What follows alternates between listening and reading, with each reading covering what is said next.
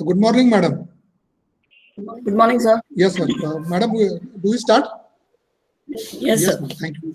There was some problem with the network. Yes. So, good morning, students, and welcome to Dr. Kumtekar, madam. It gives me immense pleasure to introduce today's expert, Dr. Medha Kumtekar. Madam has completed her graduation in pharmaceutical from Mumbai University. Then, madam has completed the Masters of Management Studies from the Mumbai University. Then, madam has completed PhD from University of Pune in 2012. As far as professional experience is concerned, so madam has completed a training at the Mary India Limited as per in the pharmaceutical sector. Also, madam is associated, so it's a long-term association with the Government College of Engineering, Karad. Here, nearly 24 years from 1988 to 2012. Then madam is associated with the Yashwantrao Mohite Institute of Management, Karad, from 1994 till the date. So nearly 27 years. Also, madam was worked as an associate professor in management at Rajaram Bapu Institute of Technology, shortly RIT, Rajaram Nagar, Sakrade. Then madam is also associated with the Ashok Rao Mane Group of Institutions as a Faculty of Engineering and Management Studies, and presently working as visiting faculty in Dr. Daulat Rao Iyer College of Engineering and engaging the lectures in the management, allied subjects, and as a soft skill trainer. Madam has published various books in the management, namely marketing management, industrial management, and management science. So with this, I request Dr. Kumtekar madam to start the today's session in value management. Over to Kumtekar madam. Thank you, sir. Good morning, one and all. There was some network issue, and I apologize for starting a bit late. I thank the organizers at the outset for giving me this opportunity to interact with the young budding engineers, talk on something which is a part of your curriculum, but I'll try to give as many examples as possible to make the concept clear. I'll come to the point now. Let me start. I will share the screen.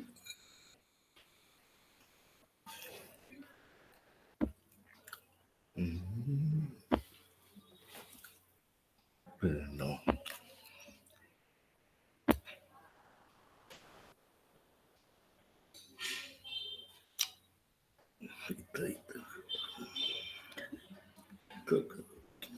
Just a minute. Huh?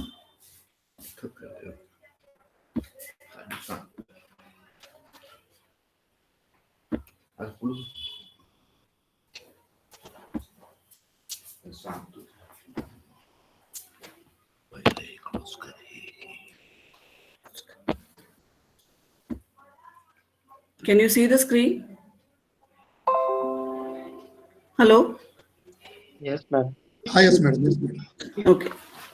Yes, ma'am. So our topic today is value engineering.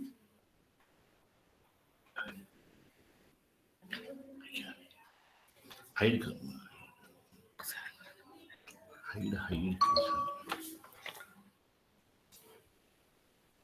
So our topic, I'll begin with, shall I enlarge it?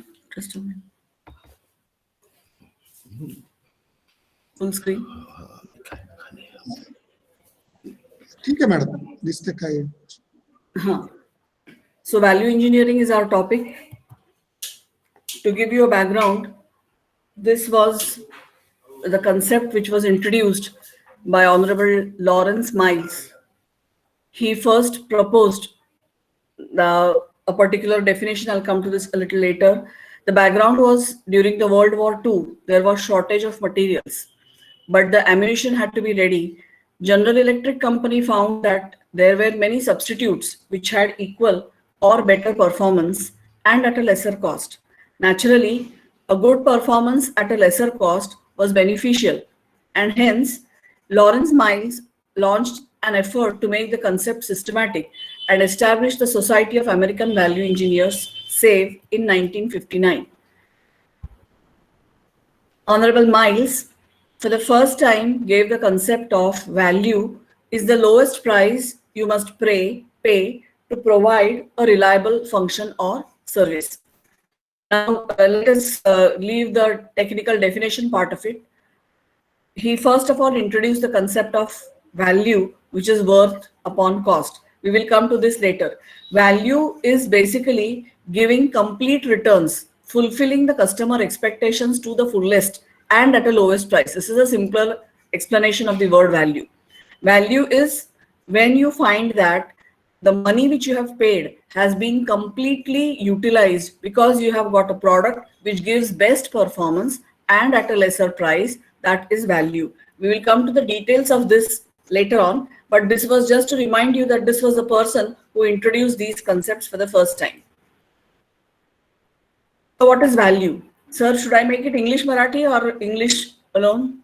What would you दोन्ही suggest? चालेल madam, दोन्ही चालेल. फक्त slide तुम्ही पहिलीच slide दिसते madam, अजून दुसरी स्लाइड पडली नाही का? नाही. ओके. दोनला क्लिक करा, कारण हा नाव इट इज विजिबल. हा, सेकंड आता विजिबल. Okay madam. मग ही स्लाइड दिसते का? मग मी हो फुल हो स्लाइड. हो दिसते. सेकंड नंबरची स्लाइड दिसते. Value is the lowest price you must. This is third number.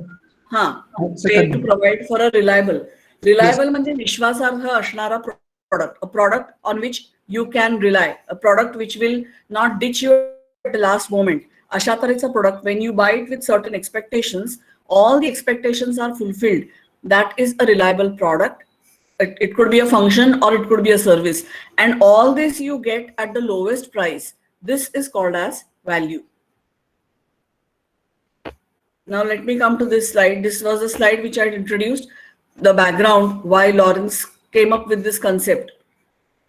You know, गरज असली की आपण नवीन गोष्टींचा शोध लावतो, तसं वर्ल्ड वॉर II मध्ये लॉरेन्स माइल्सने हा विचार केला की सबस्टिट्यूट्समुळे जर चांगला परफॉर्मन्स कमी किमतीत मिळत असेल तर that is beneficial for both, and hence he came up, he developed this concept and he gets the credit therefore. Now let me explain to you what is the concept of value. Value म्हणजे price नाही, price म्हणजे किंमत. Value म्हणजे घेणाऱ्याला पैसे वसूल असं वाटेल अशा तऱ्हेचा जो रिटर्न्स आहे, that is called as value. Mathematically what is value? It is a ratio of function to cost. It is a ratio of worth to cost किंवा फंक्शन म्हणजे utility, usefulness. For example, even if we buy a ceiling fan, what are your expectations from the ceiling fan?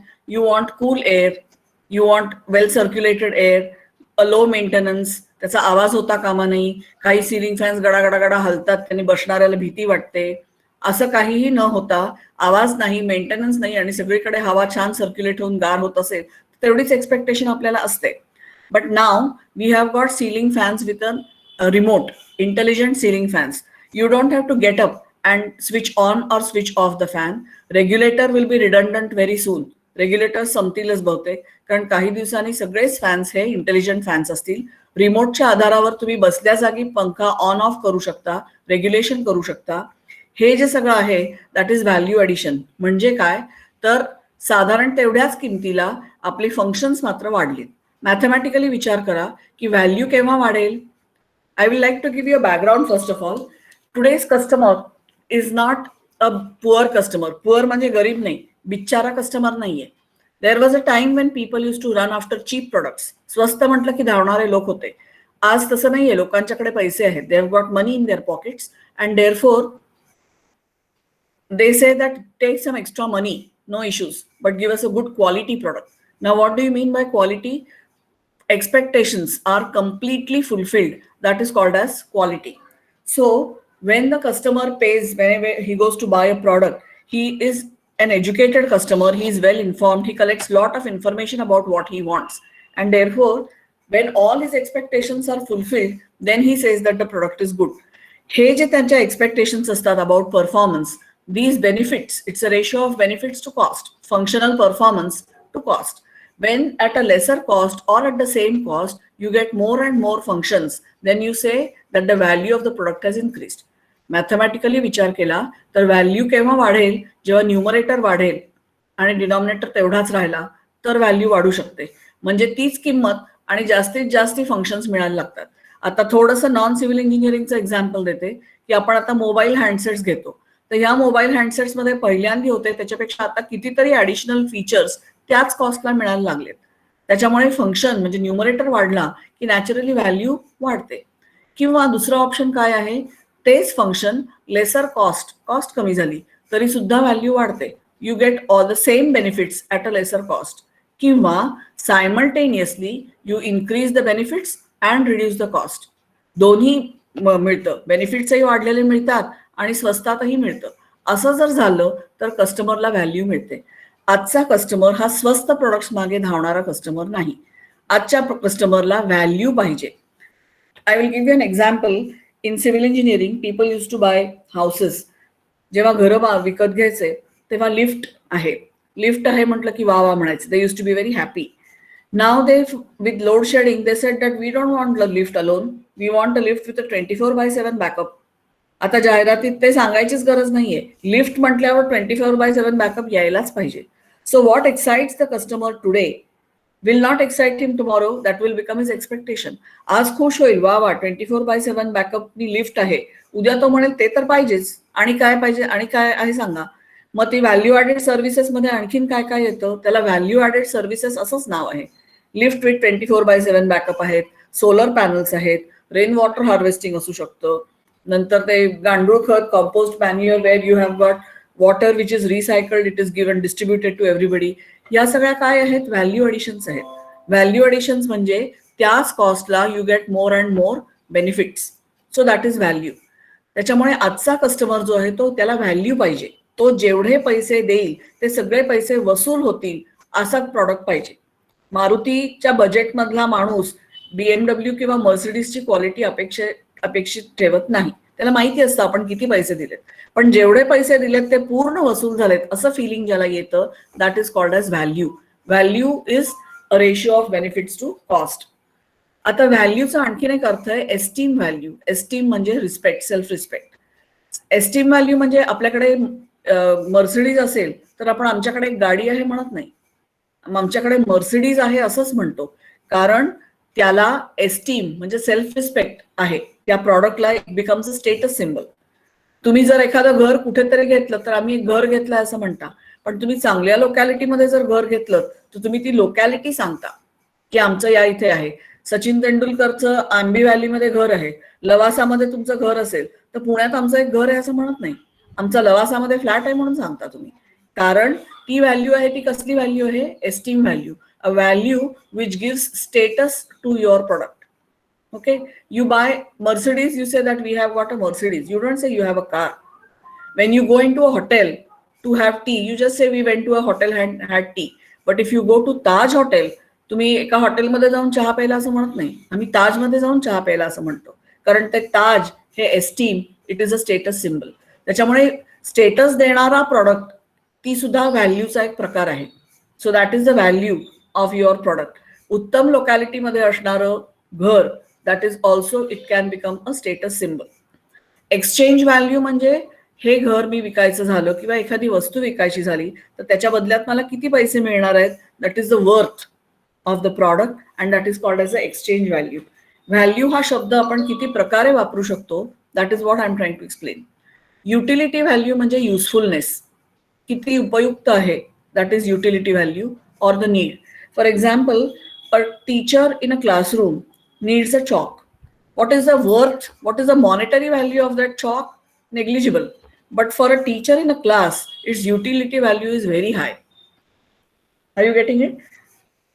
ज्यावेळेला एखादं machine install करायचं असेल तेव्हा एखादा screw जरी loose झाला तरी सुद्धा ते मशीन नीट काम करत नाही. स्क्रूची आर्थिक किंमत किती आहे, पैशांच्या दृष्टीने किंमत किती आहे, नगण्य आहे. तरी सुद्धा तो स्क्रू जर नीट बसला नाही आणि ते मशीन नीट फिट झालं नाही तर त्याची युटिलिटी व्हॅल्यू जी आहे ती 0 होते. आणि त्याच्यामुळे व्हॅल्यू ही प्रत्येक वेळेला पैशातच मोजली जाते असं नाही. काही व्हॅल्यू तुमचं स्टेटस त्या प्रॉडक्टमुळे तुम्हाला किती मिळतं हे सांगतं. काही वेळेला एक्सचेंज व्हॅल्यू, की ह्याची किंमत आज हा तुमचा मोठा ऍसेट होऊ शकतो. युटिलिटी व्हॅल्यू म्हणजे त्याची उपयुक्तता ही महत्वाची असते. आणि each decision to purchase the goods includes one or all the value. आता युटिलिटी व्हॅल्यू मधलं एक एक्झाम्पल तुम्हाला द्यायचं झालं तर आपले हे जे जेसीबीज आहेत किंवा एक्सकॅव्हेटर्स आहेत, प्रत्येक वेळेला हे एक्सकॅव्हेटर सेम प्रकारच्या सॉइल मध्ये वापरले जातात का?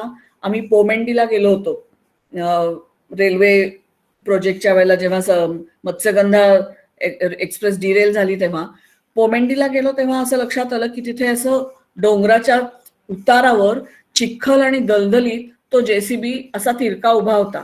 बघून मलाही भीती वाटली की दलदल आहे, हाच जेसीबी सरकत खाली आला तर मी लेमन होते. पण मला कल्पनेनीच कसं तरी वाटलं. पण अशाही परिस्थितीत ते खाली येऊ नये ह्याच्यासाठी काय करायचं याची प्रोव्हिजन त्याच्यामध्ये आहे. आणि म्हणूनच ते नुसतं एक्सकॅव्हेटर नाहीये, इट इज नॉट जस्ट अ हो, त्याची व्हॅल्यू जास्त आहे. त्याच्यानंतर त्याच्यामध्ये नवीन नवीन नवीन सुधारणा पण होत गेल्या.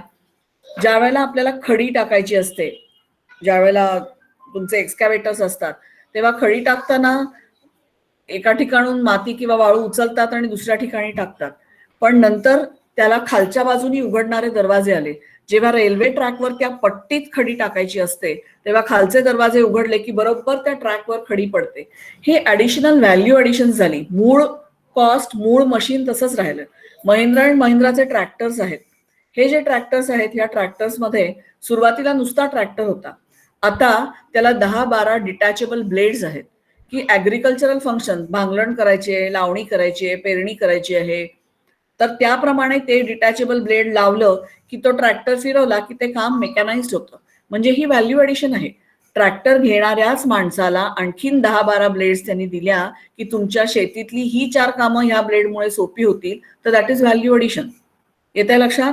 कॉस्टमध्ये फारसा फरक पडलेला नाही, पण त्याच कॉस्टमध्ये खूप जास्ती बेनिफिट्स अवेलेबल करून दिली. That is what is called as value. तर तुम्हाला थोडीशी नॉन सिव्हिल इंजिनिअरिंगची एक्झाम्पल्सही मला द्यावीशी वाटली की जेणेकरून तुमचा व्हॅल्यू हा कन्सेप्ट क्लिअर व्हावा.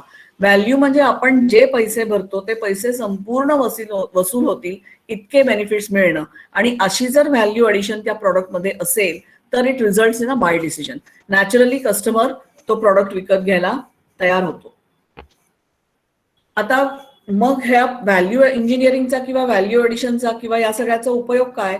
तर ज्या सबस्टिट्यूट्स किंवा ज्या मटेरियलमुळे आपल्याला जास्तीत जास्त बेनिफिट्स कमीत कमी कॉस्टमध्ये मिळाले तर नॅचरली तुमचा बिझनेस एफिशियन्सी वाढते, तुमचं क्वालिटी ऑफ प्रॉडक्ट वाढतं.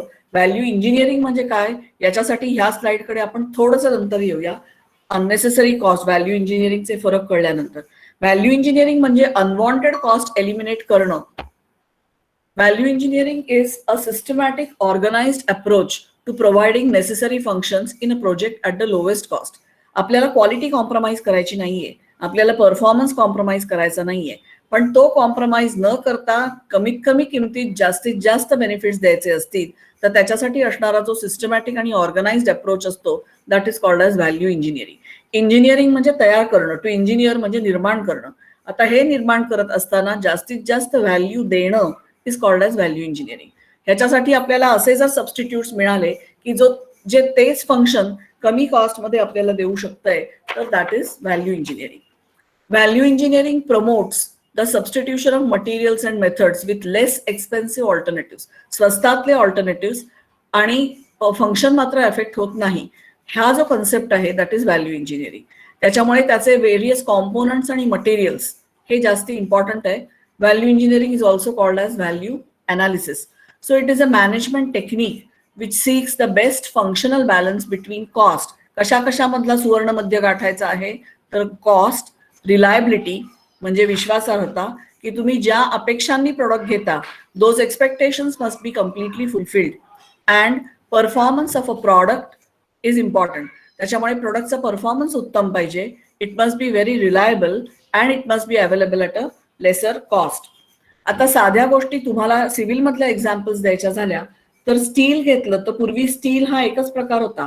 आता किती प्रकारचे स्टील्स आहेत?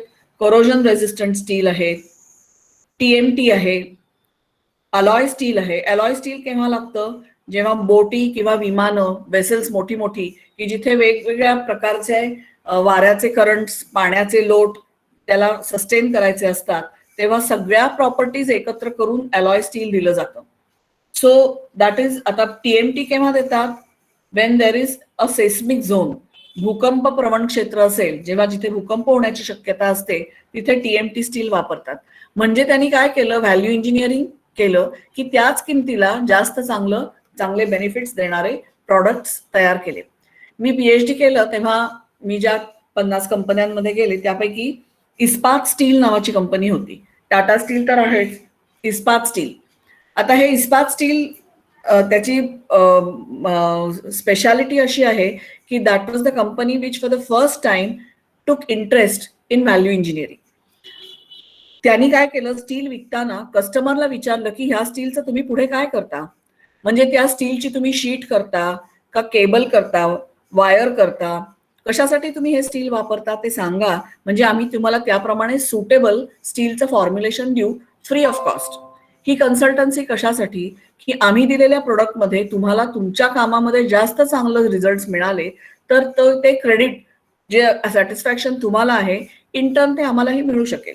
फॉर एक्झाम्पल मॅलिएबिलिटी, डक्टिलिटी ह्या ज्या प्रॉपर्टीज आहेत त्या बदलतात depending upon how the steel is finally युटिलाइज्ड.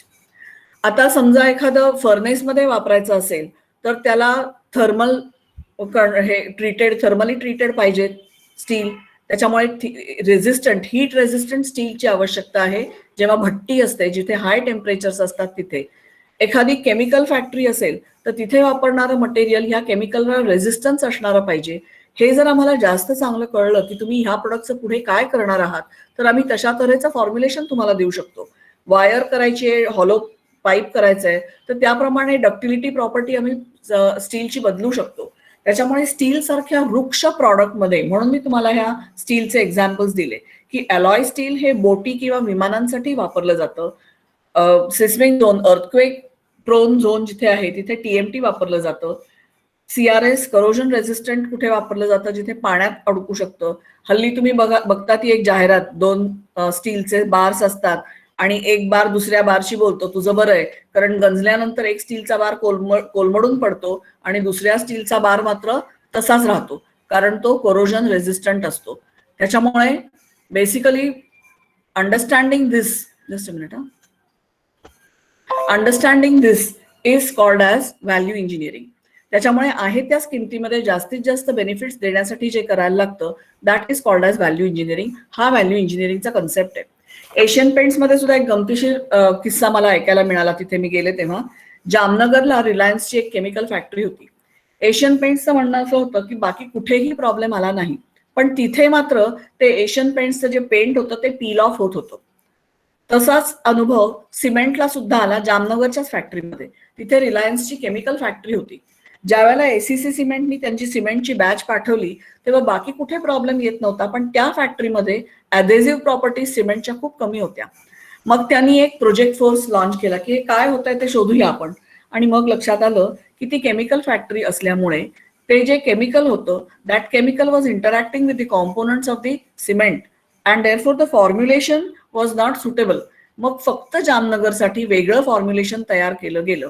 तोच प्रकार, तोच अनुभव एशियन पेंट्सना पण आला, कारण त्या केमिकलमुळे ते जे पेंट होतं त्याचे पटकन पोपडे पडत होते. आणि हल्ली तुम्हाला माहिती आहे की पेंट कंपनी सुद्धा वॉरंटी देते. ठराविक पिरियडमध्ये जर पेंट राहिलं नाही तर they have to repaint, warranty. आता शेवटी बिझनेस असतो, आपण काही धर्मादाय संस्था चालवत नसतो. We are not running a charitable institution. पण ही प्रॉफिटेबल इन्स्टिट्यूशन चालवत असतानाच while I am earning money, I also want the customer to be satisfied. That is important. एक काळ असा होता की कसंही करून कस्टमरच्या गळ्यात घातलं की संपलं. आज तसं नाहीये. मी पैसे मिळवणार, प्रॉफिट मिळवणार नक्की, पण माझ्या प्रॉफिट बरोबरच मला कस्टमरही 100% सॅटिस्फाईड हवाय. कारण हा सॅटिस्फाईड कस्टमर माझ्या उत्तम प्रॉडक्टच्या परफॉर्मन्सची जाहिरात त्याच्या तोंडाने जेव्हा करतो तेव्हा त्याच्यासारखी बेस्ट जाहिरात कुठली नाही. आणि त्याच्यामुळे रिलायबिलिटी मिळते. ही जी विश्वासार्हता मिळते ती कशामुळे मिळते की एक satisfied customer when one satisfied customer recommends your product to the others, की डोळे झाकून हा प्रोडक्ट घ्या, you can be very much assured about the quality of this product. I have used it, I'm very happy and going for this product. This is the best advertisement any product can have. And if you want this kind of reliability, value engineering comes to your rescue. Value engineering analyzes what are the unwanted elements that can be eliminated, what are the elements which can add the worth of the product, and that is value engineering. Now let me come to the earlier slide. Why do the projects have these unnecessary cost? मग हे unnecessary cost आपण नंतर eliminate करणार, तर ते नंतर eliminate करायच्या ऐवजी मुळात येतातच का? तर का येतात? तर low time for designing.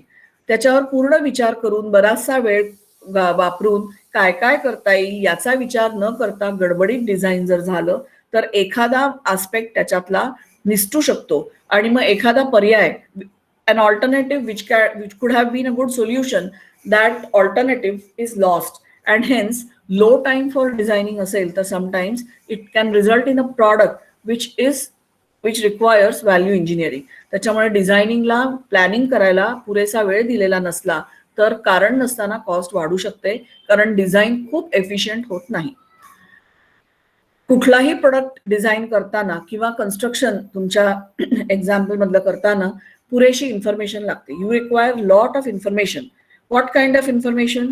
The soil texture, the soil characteristics where you are going to build something, what kind of peculiarities of the terrain, what is the weight or the load bearing capacity of that particular soil, how much load is going to be given, काय काय करायला पाहिजे, याच्यामध्ये किती प्रकारचं आपण design करू शकतो, किती प्रकारे कन्स्ट्रक्शन करू शकतो, लेटेस्ट ऍडव्हान्सेस इन सबस्टिट्यूट्स काय आहेत, हे सगळं लेटेस्ट टेक्नॉलॉजी काय आहे, कुठल्या तऱ्हेची नवीन इन्स्ट्रुमेंट्स अवेलेबल आहेत, ही सगळी इन्फॉर्मेशन गोळा केली तर त्यातल्या त्यात कमी किमतीत सर्वात जास्त रिझल्ट देणारे प्रॉडक्ट आपण तयार करू शकतो. पण ही जर इन्फॉर्मेशन पुरेशी गोळा केली नाही तर तयार होणारा प्रोडक्ट हा कदाचित तितका एफिशियंट असेल असं नाही. लॅक ऑफ आयडियाज म्हणजे out of the box thinking. Out of the box thinking म्हणजे चाकोरीबद्ध थिंकिंग नाही. आउट ऑफ द बॉक्स म्हणजे चाकोरीच्या बाहेरचं. नेहमीचं थिंकिंग कसं असतं? चाकोरीबद्ध. चाकोरीबद्ध म्हणजे कसं की ठरलेला जो पॅटर्न आहे त्याच पॅटर्नने. आता पुढे मी एक्झाम्पल घेणार आहे एका ब्रिजचं. तर ब्रिज बांधायचं असेल तर स्ट्रेट ब्रिज. तसं नाही, त्याच्यात वेगळं काही करता येतं का? त्याच्यामध्ये पियर्स कमी येतील, त्याच्यामध्ये आता तुम्ही बँडावरली सिलिंग बघताय, केबल स्ट्रेट ब्रिज आहे, तर अशा तऱ्हेचं वेगळं काही करता येईल का याचा विचार करणं.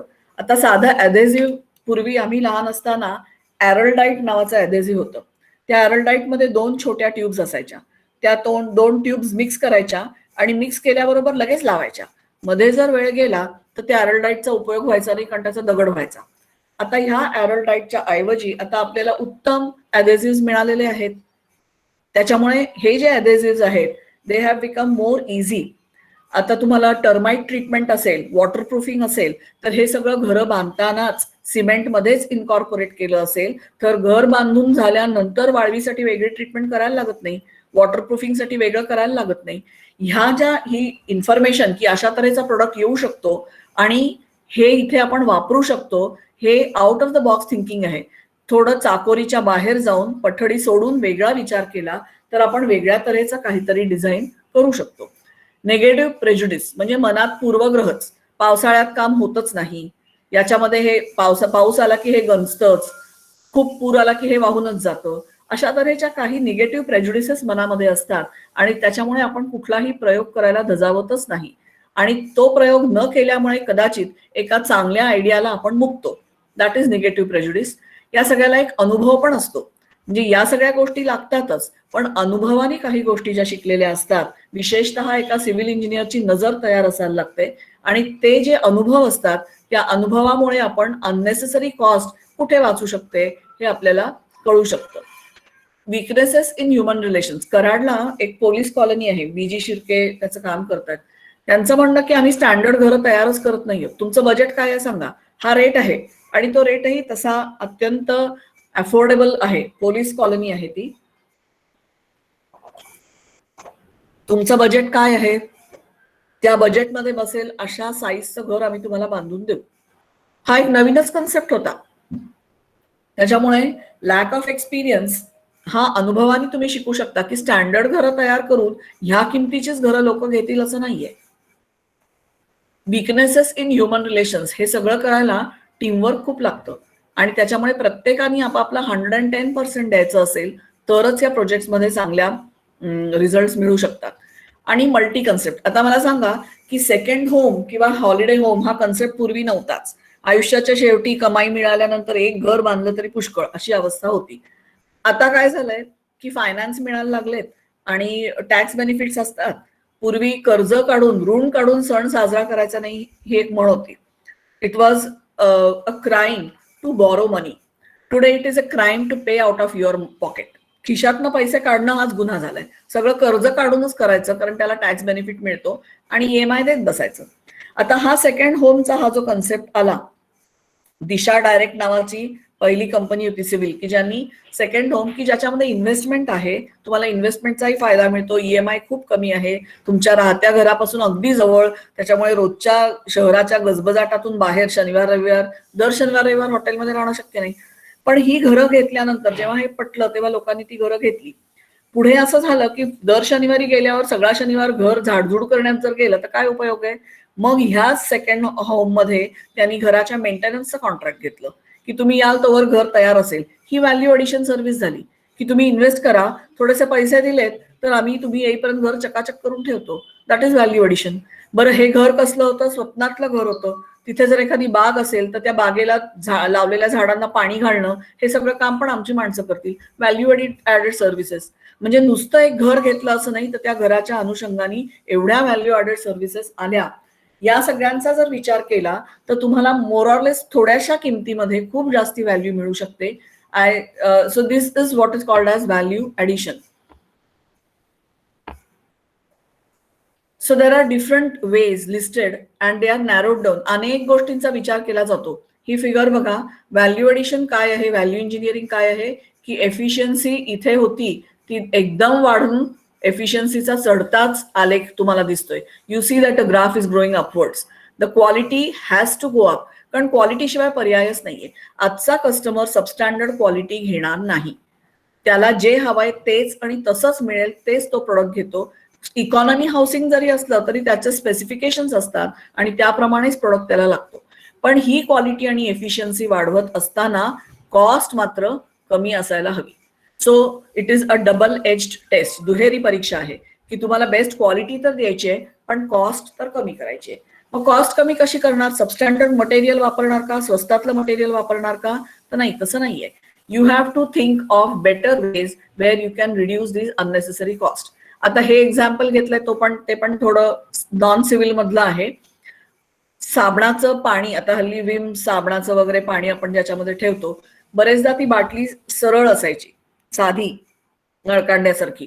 त्याच्यातनं थोडंसं साबण बाहेर आला की मग त्या बुळबुळीत झालेल्या ह्याच्यामुळे बाटली हातातनं निसटायची किंवा मग ते सोप लीक होत राहायचं.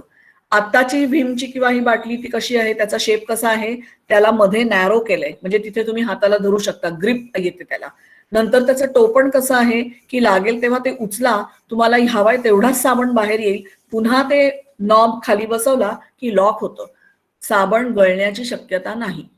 दिस इज अन एक्झाम्पल की जिथे केवळ शेप बदलला आणि त्याच्यामुळे व्हॅल्यू एडिशन खूप झाली. That is an example of value addition. So this improvement, Asian पेंट्सनी सुद्धा ज्या वेळेला पेंट विकायला सुरुवात केली त्यावेळेला कन्सेप्ट असा होता की पेंट वॉज फॉर डेकोरेशन. आता त्यांनी कन्सेप्ट काय केलंय, it is not for decoration, paint for protection.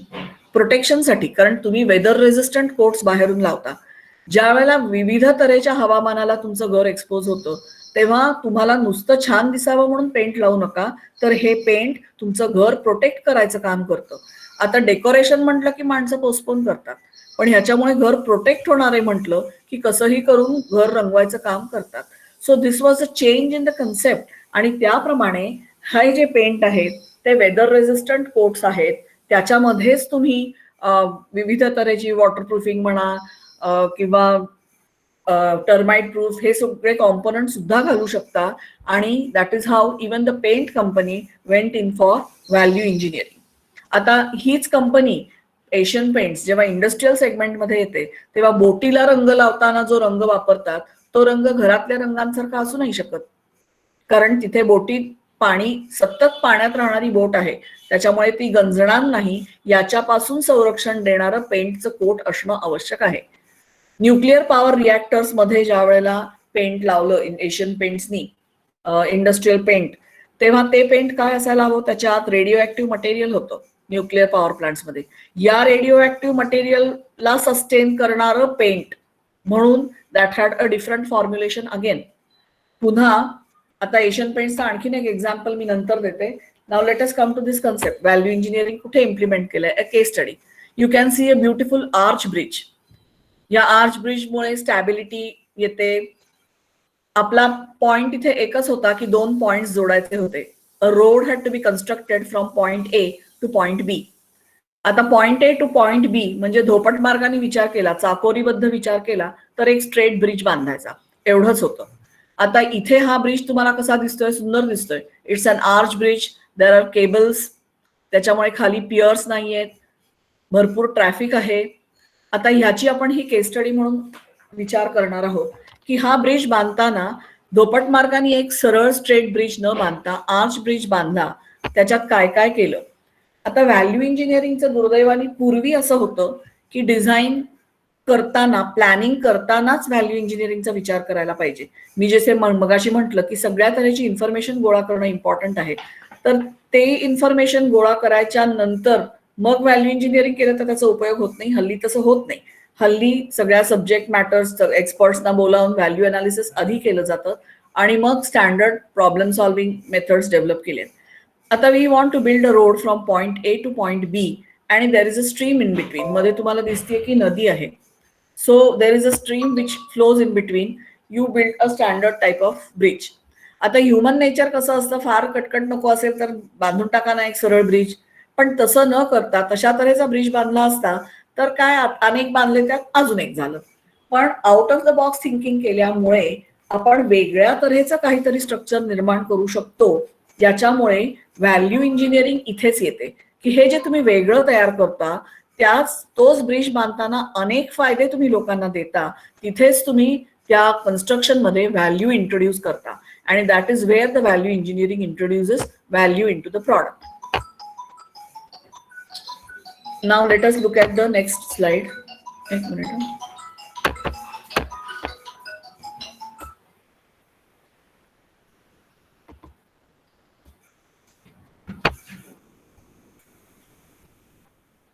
पुढची स्लाइड पडत नाहीये का?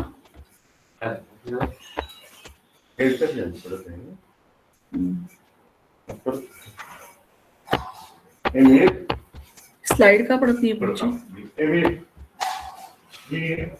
पुढची स्लाइड नाही दिसत आहे ना? नाही दिसत मॅडम. एक मिनिट.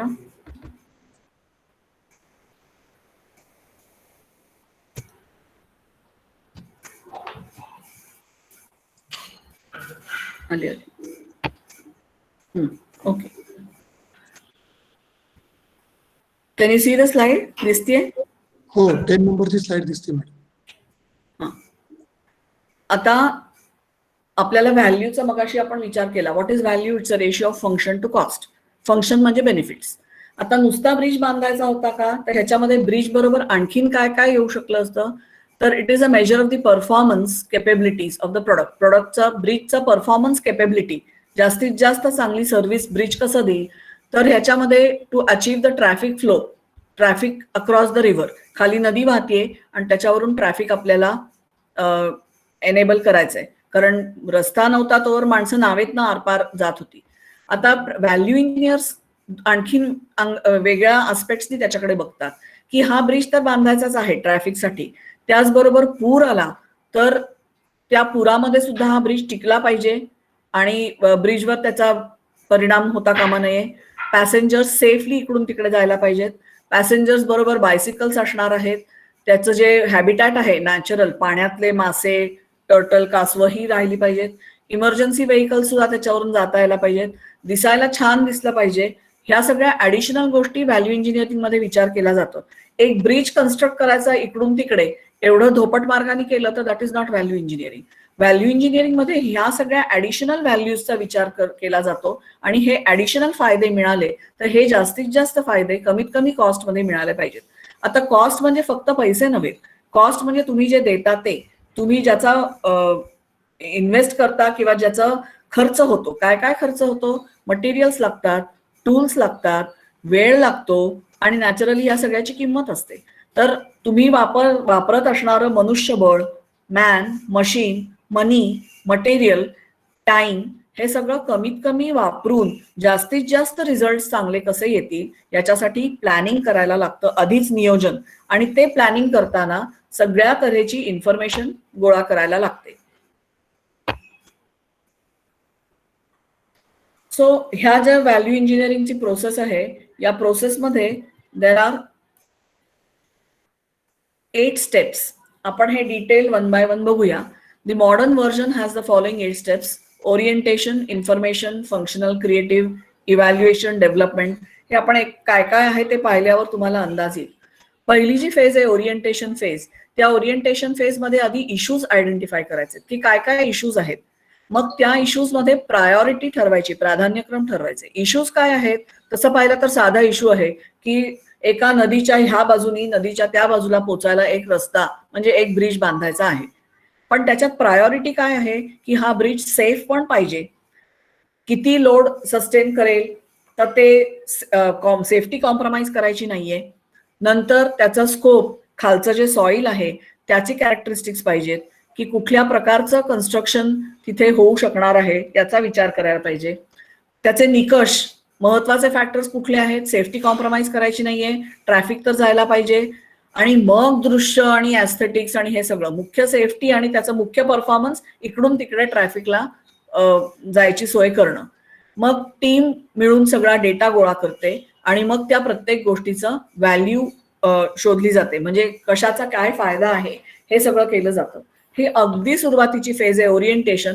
नुसतं त्या विषयाकडे वळण्याचा अभ्यास आहे, पहिली पायरी आहे की आपल्याला ब्रिज बांधायचा आहे इकडून तिकडे जाण्यासाठी, तर किती प्रकारे काय काय होऊ शकतं, दॅट इज कॉल्ड ॲज मग प्राधान्यक्रम ठरवायचे. त्या प्राधान्यक्रमामध्ये सेफ्टी पहिली येते आणि मग ऍस्थेटिक्स वगैरे सगळं येतं, पण प्रायोरिटी वाईज ते पाहायला पाहिजे. स्कोप आणि ऑब्जेक्टिव्ह हे आपण पुढच्या स्लाइडमध्ये बघूया. इन्फॉर्मेशन फेज, इन्फॉर्मेशन फेज मध्ये काय काय गोळा करायला लागतं तर स्पेसिफिकेशन्स काय काय आहेत. एक साधारण तुम्ही रफ आराखडा बांधला तर त्याची स्पेसिफिकेशन्स पाहिजेत, त्याची कॉस्ट शीट की अशा तऱ्हेने बांधलं तर त्याची किती कॉस्ट आहे, हे मटेरियल वापरलं तर किती कॉस्ट आहे, ते मटेरियल वापरलं तर किती. सिमेंट सुद्धा तुम्ही हल्ली बघता की पोर्टलँड सिमेंट तर आहेच, पण there is blended cement, PPC. Blended सिमेंटमध्ये काय आहे, वर्केबिलिटी जास्ती आहे, हीट ऑफ हायड्रेशन कमी आहे आणि इंजिनियर्ड सिमेंट असं म्हणतात त्याला, Portland blended cement PPC. Sulphate resistant cement आहे, म्हणजे ज्या वेळेला क्रॅक्स डेव्हलप होतात तर ह्याच्यामध्ये सल्फेट रेझिस्टंट असतं, ते सुएज साठी वगैरे वापरलं जातं ट्रीटमेंटसाठी, की सुएजसाठी तिथे जंतू असणारच हे गृहीत धरून जे सिमेंट वापरलं जातं that is sulphate resistant cement. काही वेळेला क्रॅक्स असतात तर तिथे बॅक्टेरिया इम्प्रेग्नेटेड असतात, म्हणजे बॅक्टेरिया त्याच्यामध्ये डॉर्मंट स्टेजमध्ये घातलेले असतात. ज्या वेळेला तिथे क्रॅक डेव्हलप होते तेव्हा आपोआप हे बॅक्टेरिया वाढतात आणि थोडीशी झालेली क्रॅक बुजवून टाकतात नॅचरलीच. आता अशा तऱ्हेची सिमेंट पूर्वी अवेलेबल नव्हती. आता अर्ली सेटिंग सिमेंट आहे, रेडीमिक्स कॉन्क्रीट वगैरे तर जुनं झालं, सेल्फ कॉम्पॅक्टिंग कॉन्क्रीट आहे, सेल्फ हिलिंग कॉन्क्रीट आहे.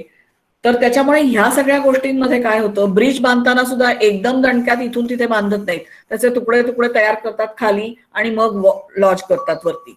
तर हे सगळं जे आहे ह्या प्रत्येक ऑप्शनचा त्याला कॉस्ट किती आहे, खर्च किती होणार आहे आणि त्याचा पर्यायी बेनिफिट किती आहे, ह्या सगळ्याची इन्फॉर्मेशन गोळा करायला लागते. So you prepare drawings with specifications, you prepare cost sheets, you take time study details की प्रत्येकाला किती वेळ लागणार आहे, कमीत कमी वेळेत कमीत कमी खर्चात. तुम्ही कॉस्ट मध्ये आपण पाहिलं मॅन, मशीन, मनी, मटेरियल बरोबर टाइम पण आहे.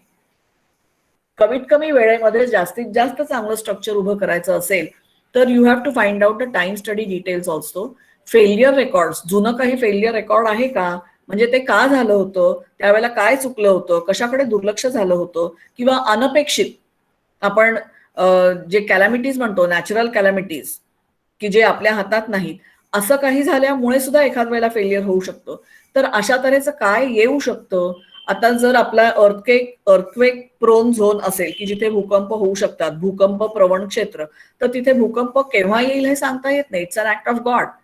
You never know. पूर कधी येईल सांगता येत नाही. You never know. तर अशा तऱ्हेचं जर काही आलं तर पूर्वी काही झालं होतं का आणि मग ते कसं दुरुस्त केलं होतं किंवा काही चुकलं होतं तेही रेकॉर्ड पाहिलेलं असलं की आपल्याला कॉन्फिडन्स येतो. मार्केटिंग डिटेल्स म्हणजे आता ब्रिजसाठी नाही, पण लोकांची ह्या सगळ्याला किती सपोर्ट आहे, लोकांना हे किती आवडणार आहे असं केलं तर. कारण बरेच वेळेला असं होतं की अशा बांधकामांच्या वेळेला काही वेळेला लोकांच्या जमिनी सुद्धा त्यांना थोड्याशा द्यायला लागतात.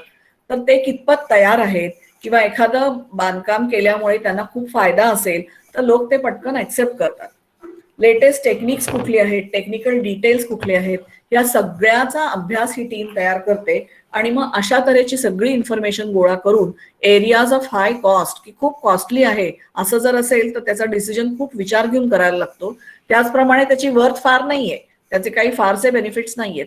तर असे डिसिजन मेकिंगसाठी ह्या एरियाज आयडेंटिफाय केल्या जातात. That is the second phase, that is the information phase. म्हणजे मगाच्या फेजमध्ये आपण पाहिलं की ओरिएंटेशन फेज मध्ये अगदी बेसिक प्रिलिमिनरी गोष्टी, आपण बेसिक इश्यूज त्याचा प्राधान्य क्रम ठरवला, त्याच्यानंतर त्या संदर्भातली सगळी माहिती गोळा केली. आता फंक्शनल फेज म्हणजे परफॉर्मन्स. आता फंक्शनल फेज साठी बरेच वेळेला असं असतं की एक टिपिकल टेक्निक त्या सगळ्यांनी डेव्हलप केलंय ते म्हणजे वर्ब नाउन पेअर्स तयार करणं. वर्ब नाउन पेअर्स तयार करणं म्हणजे काय, तर त्याचं एक्झाम्पल हे दिलंय. व्हॉल्वचं काम काय असतं, to control the flow. Control हे वर्ब आहे, क्रियापद आहे, आणि फ्लो हे नाउन आहे. व्हेकलचं काम काय, कॅरी लोड. तसं पेंटचं काम काय, रेझिस्ट करोजन. किटली असते पाण्याची, त्याचं काम काय, बॉईल वॉटर. वॉटर हे नाउन आहे, बॉईल हे वर्ब आहे. हॅमर असेल, हातोडा असेल तर अप्लाय फोर्स. बरोबर. त्याच्यामुळे ह्याच्यामुळे काय होतं की फापट पसारा नाही, you come straight to the point, crystallised, अगदी मुद्द्याला धरून 2च शब्दात आपण जे वापरणार आहोत त्याचं मटेरियलचं एक्झाम्पल द्यायचंय. आता आपण कौलारू घरं तर संपलीच आहेत, पण त्याच्यानंतर ॲस्बेस्टॉस सिमेंटचे शीट्स आल्या. मग ते त्याच्यामध्ये फायबर आणि हे सगळं अडचणी आल्यानंतर त्याच्यानंतर आता आपण बघतो की पत्र्याच्या शीट्स आल्या. Then there came a sheet which was transparent, की ज्याच्यातनं उजेडही येऊ शकतो. म्हणजे पत्रा आल्यानंतर अंधार होण्यापेक्षा Wien you have got this transparent sheet the sunlight can be transferred. पण रुरल एरियाजमध्ये काही ठिकाणी असं लक्षात आलं की नारळाचं झाड असेल, नारळ पडला तर त्याला छिद्र पडायचं आणि नारळासकट त्या संपूर्ण शीटला जर बोग पडलं तर अख्खी पत्र्याची शीट बदलायला लागायची. माकडं येतात, त्यांनी उड्या मारल्या तर हा प्रॉब्लेम येऊ शकतो. आता त्यांनी काय केलंय, त्याच्या मध्ये वायरिंगचं एक हे टाकलंय, छोट्याशा वायरचं एक विविंग केलेलं आहे. त्याच्यामुळे काहीही झालं तरी, क्रॅक गेली तरी त्याला छिद्र पडून ऍक्सिडेंट्स होत नाहीत. ह्या तुम्हाला सिव्हिल इंजिनिअरिंग मधल्या छोट्या छोट्या एक्झाम्पल्स मी अशासाठी सांगतेय की हे आपण जे शिकतोय त्याचं ऍप्लिकेशन होतं कुठेतरी. So I just wanted to give you examples की व्हॅल्यू ऍडिशन्स कशा होत गेल्यात. आता या फंक्शन्स, ह्या ब्रिजच्याच एक्झाम्पलकडे आपण परत वळूया. There are 2 types of functions. त्यातलं प्रायमरी फंक्शन काय आहे की जे सर्वात महत्वाचं आहे, प्राधान्यक्रम number 1. This primary function cannot be compromised at all. A bridge's primary function is to carry traffic across a river and this bridge must be sustainable. Sustainable म्हणजे काय, नुसता टिकाऊ नाही, तर तो ब्रिज तर टिकलाच पाहिजे, पण त्याचबरोबर अवतीभोवतीचं जे हॅबिटॅट आहे की त्याच्यामुळे पाण्यामध्ये कॉलम्स उभे केले तर पाण्यामध्ये डिस्टर्बन्स येऊ शकतो. खालून कदाचित पाण्याचं ट्रॅफिकही असेल तर त्या ट्रॅफिकलाही अडथळा येता कामा नाही. मरीन लाईफ आहे त्याला कुठे अडथळा येता कामा नाहीत. आणि दूरवर अनेक वर्ष या कशालाही डिस्टर्ब न करता टिकणारा bridge is a sustainable bridge. हे सर्वात प्रायमरी फंक्शन आहे. हे प्राधान्यक्रम 2 आहेत. ब्रिज बांधताना मुख्य म्हणजे primary function is to carry traffic across a river and it should be a sustainable bridge. These 2 things cannot be compromised at all. They are the primary functions. Now what are the secondary functions? हे optional आहेत आणि थोडा convenience आणि युजरला हवं असेल तर. आता ह्याच्यामध्ये एस्थेटिक्स येतात. आर्च ब्रिज आहे, आर्च ब्रिजमुळे त्याला सेन्स ऑफ बॅलन्स येतो आणि त्याच्यामुळे ब्रिजची जी आपण ज्याला म्हणतो की स्टर्डीनेस आहे तो त्याच्यामुळे येतो, due to the sense of balance of the structure. त्यानंतर इट लुक्स गुड. त्याच्यानंतर केबल आहे, त्याच्यामध्ये खालच्या बाजूला कुठलेही पियर्स नाहीत. काही पॉइंट्स मी मुद्दाम स्लाइडवर लिहिले आहेत. आता ही माहिती जी गोळा केली आहे सेकंडरी ॲस्पेक्टसाठी, तर साधारण ट्रॅफिकचा व्हॉल्यूम किती आहे, किती हेवी व्हेकल्स त्याच्यावरून इकडून तिकडे जातात, त्याच्यामुळे the density of traffic, the volume of traffic, कशा प्रकारचं ट्रॅफिक आहे, कुठल्या प्रकारचे व्हेकल्स जाऊ शकतात, या सगळ्याची माहिती गोळा करणं is important. So that information which was collected was it must accommodate 50,000 vehicles per day primarily. त्याच्यामुळे एवढा ट्रॅफिकचा व्हॉल्यूम आहे. प्रायमरी इन्फॉर्मेशन हे पण आलंय की 100 वर्षातनं एकदाच प्रचंड पूर येऊन गेलेला आहे. पण you never know, it's an act of God, कधीही हा पूर येऊ शकतो. तर 100 वर्षातनं एकदा आलाय ना, मग त्याचा कशाला विचार करा, असं नाही करायचं. 100 वर्षातनं एकदा आलाय पण तो कधीही येऊ शकतो, तो येईल असं गृहीत धरून त्याप्रमाणे आपल्याला ब्रिजचं कन्स्ट्रक्शन करताना विचार करायला हवा. That is the information collected. Land owners, मी म्हटलं काही वेळा तिथल्या आसपासच्या लोकांना त्यांच्या जमिनीचा थोडासा भाग द्यायला लागतो, तर appease the land owners. Wild life habitat, अवतीभवतीचं परिसर, निसर्ग कुठेही डॅमेज न करता आपल्याला हा ब्रिज बांधायचा आहे. फिश वगैरे जे खाली असतं ते. आणि aesthetics, this bridge looks good, arch shaped आहे, दिसायला छान दिसतो. त्याच्या कडेला, अगदी कडेला एक असा आणखीन एक ट्रॅक आहे की जिथे माणसं कधीतरी उभं राहून निसर्ग सौंदर्यही बघू शकतात. आता ही जी सेकंडरी फंक्शन्स आहेत ही 2 प्रायमरीच आहेत, कारण ह्याच्यामध्ये ट्रॅफिक न्यायचं आहे आणि अशा तऱ्हेच्या अडचणी येऊ शकतात. पण हे जे wild life habitat, looking good, aesthetics आहेत, ते थोडंसं सेकंडरी आहे की मग त्याचा विचार आपण जरा नंतर करणार आहोत. These are the secondary factors considered.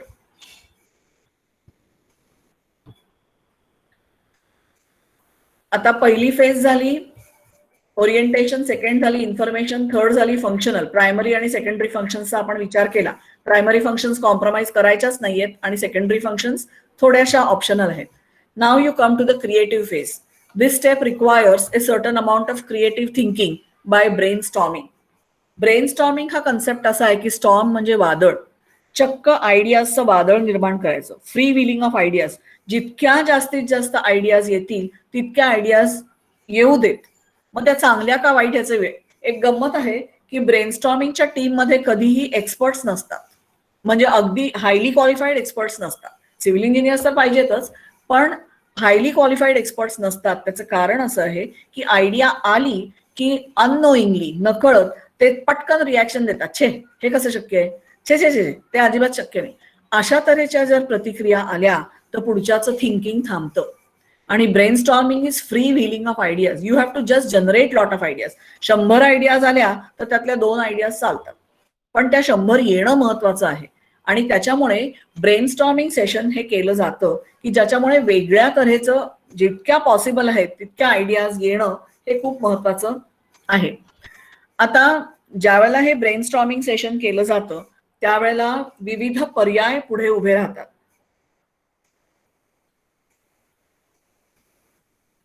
आणि मग त्या पर्यायातला चांगला पर्याय कुठला त्याचं इव्हॅल्युएशन नंतर येतं, पण आधी पर्याय तर उभे राहू देत. So in this case what was the alternatives we had? We could have simply built a straight bridge. It could have been a pre-stressed bridge. पण pre-stressed असते तर खाली पियर्स झाले असते, म्हणजे पाण्यामध्ये एकतर ते बांधणंही अवघड, त्याचं मेंटेनन्सही अवघड, आणि शिवाय खालच्या याला सगळ्याला ऑब्स्ट्रक्शन आलं असतं. Suspension bridge which depends on the traffic, की व्हॉल्यूम कमी आहे, लेस लोड आहे, तर मग ठीक आहे. बँड्रावर्ली सीलिंग जे टिपिकल केबल स्टेड ब्रिज आहे त्याच्यामध्ये पियर्स नाहीयेत, त्याचा एस शेप आहे. त्या एस शेपमुळे सुद्धा एकतर ते टेरेन असं आहे की तो जो मार्ग होता त्याला तो एस शेपच उपयोगी होता, त्याच्यामुळे त्याला स्टॅबिलिटी पण आली. आणि तिथे बँड्रावर्ली सीलिंग मध्ये तर ट्रॅफिक असतं खाली समुद्रात सुद्धा, तर तिथे सुद्धा कुठेही अडथळे येणार नाहीत याचा विचार करून बँड्रावर्ली सीलिंग हे केबल स्टेड ब्रिज झालं. आता प्रायमरी फंक्शन तर झालंच, पण it is a novel experience. त्या ब्रिजवरून गाडीनी जाणं हा एक अवर्णनीय सुंदर आनंद आहे. So that is an example of brainstorming, की मरीन ट्रॅफिक आणि ॲक्वॅटिक लाईफ अफेक्ट न होता हे तयार कसं करायचं. आता सिव्हिल इंजिनिअरिंग मधलंच पण ब्रिज सोडून थोडंसं वेगळं एक्झाम्पल देते. पुन्हा एसीसी सिमेंटकडे मी जेव्हा आले तेव्हा त्यांचं पॅकिंग मटेरियल पूर्वी गोणी म्हणजे ज्यूटच्या बॅग्स मधनं सिमेंट यायचं अगदी पूर्वी. आणि मग नंतर त्यांनी असं तिने सांगितलं, त्या ज्या मॅडम होत्या त्या म्हणाल्या की गोणी उतरवताना आणि चढवताना एक हुक लावतात तिथे. हुक लावल्यानंतर काय होतं की तिथे एक बारीक छिद्र पडतं, पण त्या छिद्रातनं बाहेरची हवा आत गेली तर आतल्या सिमेंटचा दगड होतो. तो दगड झाला की त्या अख्ख्या सिमेंटच्या पोत्याचा काहीच उपयोग नाही. मग ब्रेनस्टॉर्मिंग सेशन सुरू केलं त्यांनी की आता काय करता येईल. ज्यूटच्या बॅगला पर्याय काय आहेत, सिंथेटिक आहेत. सिंथेटिक हरकत नाही, त्याला वाफ धरली वगैरे असं होता कामा नये. ह्या ब्रेनस्टॉर्मिंग सेशन मधनं त्यांनी मला दाखवलं की आता ज्या ह्याच्यामध्ये सिमेंट दिलं जातं ज्या सॅकमध्ये, त्याला मेमरी फोम आहे. मेमरी फोम म्हणजे काय की हुक लावल्यानंतर ती सिमेंटची गोणी जर उतरवली खाली, तर उतरवल्यानंतर ते हुक काढल्यानंतर पुन्हा त्या ज्या फायबर्स असतात त्या पुन्हा जागच्या जागी येतात. आता ही आयडिया असं होऊ शकेल का, ही आयडिया आल्यानंतर त्याच्यावर प्रयोग केले गेले, होऊ शकेल असं झाल्यानंतर ते प्रॉडक्ट तयार झालं. अचानक काही एका मीटिंगमध्ये असं नाही असं करूया म्हणून हे प्रॉडक्ट होत नसतात, आणि त्याच्यामुळे त्याला ब्रेनस्टॉर्मिंग हे सेशन लागतं. ॲलेक्स ऑसबॉर्न नावाचा माणूस आहे ज्यांनी ब्रेनस्टॉर्मिंग ही टर्म कॉइन केली. स्टॉर्म म्हणजे वादळ. मेंदूमध्ये अनेक आयडियाजचं वादळच निर्माण करायचं, 100 आयडियाज येऊ देत, पण ह्या आयडियाज येताना त्या इव्हॅल्युएट करायच्या नाहीत. हे शक्य आहे का नाही, असं कसं होईल तसं कसं होईल, अशा तऱ्हेच्या कमेंट्स करणारी एवढी एक्सपर्ट माणसं बोलवायचीच नाही. नुसते आयडियाज तरी येऊ देत, 100 आल्या की त्यातल्या 2 चालतात. त्याच्यामुळे हे एक्झाम्पल पुन्हा एसीसी सिमेंटचं त्यांनी सांगितलं की आम्ही खूप ब्रेनस्टॉर्मिंग सेशन्स घेतली आणि मग काय काय होऊ शकतं, तर नुसतं सिंथेटिक होईल, पण मेमरी फोम वापरणारं जर हे वापरलं तर हुक काढल्यानंतर किंवा कुठेही काहीही कारणाने जर त्या 2 प्लास्टिकच्या ह्याच्या दोऱ्यांमध्ये अंतर पडलं तर ते पुन्हा जागच्या जागी येतं आणि त्याच्यामुळे आतलं सिमेंट इंटॅक्ट राहतं. This is out of the box thinking. चाकोरी सोडून वेगळा विचार करणं, that is creative phase.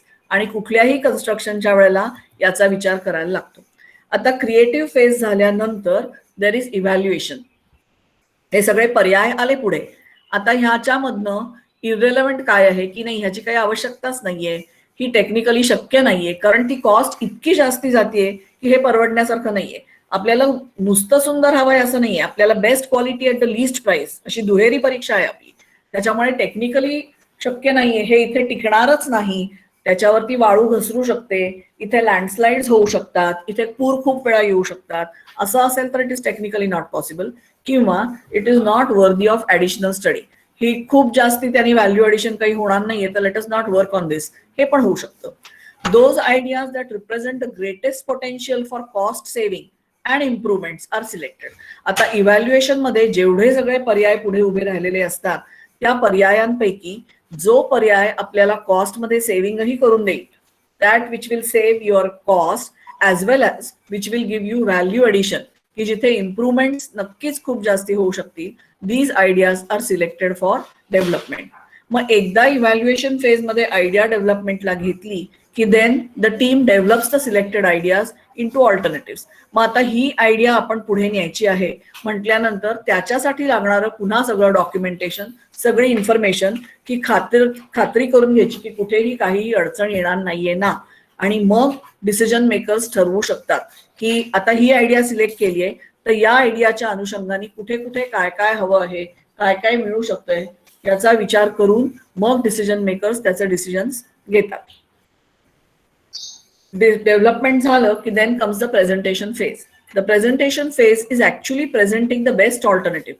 So at that time you have to also present whichever the alternative available, आणि ह्या ऑल्टरनेटिव्ह पैकी कुठला ऑल्टरनेटिव्ह का सिलेक्ट केला आहे, त्यातले प्रोज आणि कॉन्स, त्याचे प्लस पॉइंट्स आणि ड्रॉबॅक्स याचा विचार करून they are presented to the higher authorities. Once they are presented to the higher authorities, then after the presentation phase comes the implementation and follow. Implementation म्हणजे आता presentation केल्यानंतर if that idea is approved, then you come to the point where you decide how you are going to implement it. Implementation करताना सुद्धा there is a plan. What comes first? त्याला 5 W's असतात. What is to be done? Why it is to be done? Why म्हणजे त्याला justification जर मिळालं नाही तर you should not do it. Develop an implementation plan. What is to be done, why it is done, who should do it, when it will be done, and where it will be done. Implementation plan तयार झाला की then you execute the plan. मग execution करण्यासाठी कुठल्या टप्प्यात कसं कसं कधी कधी काय काय सुरू होणार आहे, that is execution of the plan. And then is the monitoring the plan for completion. मग प्लॅन इम्प्लिमेंट केल्यानंतर मॉनिटर करायचं की जेणेकरून प्लॅन कम्प्लीट होईपर्यंत ठरवलेल्या प्लॅन प्रमाणे सगळं व्यवस्थित चालू आहे ना ते चेक करणं is monitoring the plan. During the implementation and the follow-up phase, the management must assure that approved recommendations are converted into actions. जे अप्रूव्ह केलेलं होतं, जे रेकमेंड केलेलं होतं ते प्रत्यक्षात उतरतंय ना, ते इम्प्लिमेंट केलं जातंय ना, एखादी गोष्ट राहिलीच असं होता कामा नये. त्याच्यासाठी प्रेझेंटेशन फेज झाल्यानंतर implementation and follow up. Let us just go through a quick recap. सुरुवातीला काय केलं? Orientation phase. त्याच्यामध्ये एक जनरल स्टडी आपल्याला काय हवं आहे ते ठरवलं, त्याची माहिती गोळा केली. मग इन्फॉर्मेशन फेज, त्याच्यासाठी लागणारी सगळ्या तऱ्हेची इन्फॉर्मेशन गोळा केली. इन्फॉर्मेशन फेज गोळा केल्यानंतर then comes the functional phase. Functional phase आल्यानंतर you have to identify what are the various functions. त्याच्यात प्रायमरी फंक्शन कुठली, सेकंडरी फंक्शन कुठली. Primary function is something which cannot be compromised. आणि secondary function कुठली की ज्या सेकंडरी फंक्शन मध्ये थोडंसं ऑप्शनल असतं. झालं तर उत्तमच आहे, पण नाही तर निदान बेसिक ह्याच्यामध्ये पुन्हा हे 2 प्रायमरी फंक्शन्स होते, बाकी ही सगळी सेकंडरी फंक्शन्स होती, ती ऑप्शनल होती. थोडंसं प्राधान्यक्रम त्याचा दुसरा 2 नंबरला होता. मग क्रिएटिव्ह फेज, त्याच्यासाठी वेगळ्या तऱ्हेने काही करू शकतो का. Evaluation phase, development phase. Evaluation मध्ये सगळे आलेले ऑप्शन्सचं इव्हॅल्युएशन करून आपण जो सिलेक्ट केलेला आहे त्याचं इव्हॅल्युएशन करायचं की याच्यात काही चांगलं वाईट काय आहे, प्लस मायनस काय, अडचणी काय येऊ शकतील, विशेषतः अडचणी काय येऊ शकतील याचा विचार पुन्हा पुन्हा केला. आणि ब्रेनस्टॉर्मिंगचा फायदा आणखीन एक होतो की अनेक लोक जेव्हा येतात तेव्हा प्रत्येकाचा विचार करायचा हे वेगळा असतो, पॅटर्न वेगळा असतो आणि त्याच्यामुळे अनेक तऱ्हेने आयडियाज येऊ शकतात. एकच माणूस किती पद्धतीने विचार करेल, पण जेव्हा 8-10 माणसं एकत्र येतात तेव्हा खूप तऱ्हेने वेगवेगळ्या अँगल्सनी आयडियाज पुढे येतात. That is brainstorming. Evaluation phase, त्याच्यामध्ये आयडिया जी सिलेक्ट झालेली असते ती इव्हॅल्युएट करायची की ही कशी आहे, त्याचं सगळं प्लस मायनस पार छानबीन सगळी करून झाल्यानंतर then you develop the final plan. Final plan develop झाल्यानंतर then the presentation. You make a presentation to the authorities, the experts who will also give suggestions आणि कुठे काळजी घ्यायला हवी याचाही विचार करायला पाहिजे. आणि मग इम्प्लिमेंटेशन अँड फॉलोअप. कैगाला न्यूक्लिअर पॉवर प्लांट होतं. माझे वडीलही सिव्हिल इंजिनियर होते. इतकं घनदाट जंगल होतं की दुपारी 12-12:30ला आम्ही टॉर्च लावून त्या जंगलातनं गेलो. आता ते न्यूक्लिअर पॉवर प्लांट खूप वरती होतं. तिथे टेम्पररी ऑफिसेसच बांधायची होती, पण फाउंडेशन बांधून तयार होतं आणि मी त्यावेळेला प्री इंजिनियर्ड बिल्डिंग्स पाहिली होती. पत्र्याचीच टेम्पररीच ऑफिसेस होती, पण ते सगळं खाली तयार होतं. क्रेननी ती अख्खच्या अख्खं ऑफिस उचललं खालून जंगलाच्या बॉटम पासून आणि त्या क्रेननी उचलून फाउंडेशनवर ठेवलं. किती सोपं काम असं त्यावेळेला वाटलं मला, पण किती ब्रेनस्टॉर्मिंग सेशननीच ही प्री इंजिनियर्ड बिल्डिंग्स हा कन्सेप्टही आला.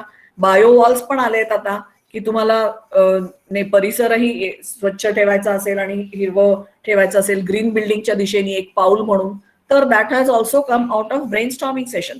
की पाकिटासारखी तुम्ही बघता की ब्रिज वरती नागपूरला एकाच पियरवर रोड ट्रॅफिक आहे, मेट्रो आहे आणि एक वाहनांसाठी ब्रिज आहे.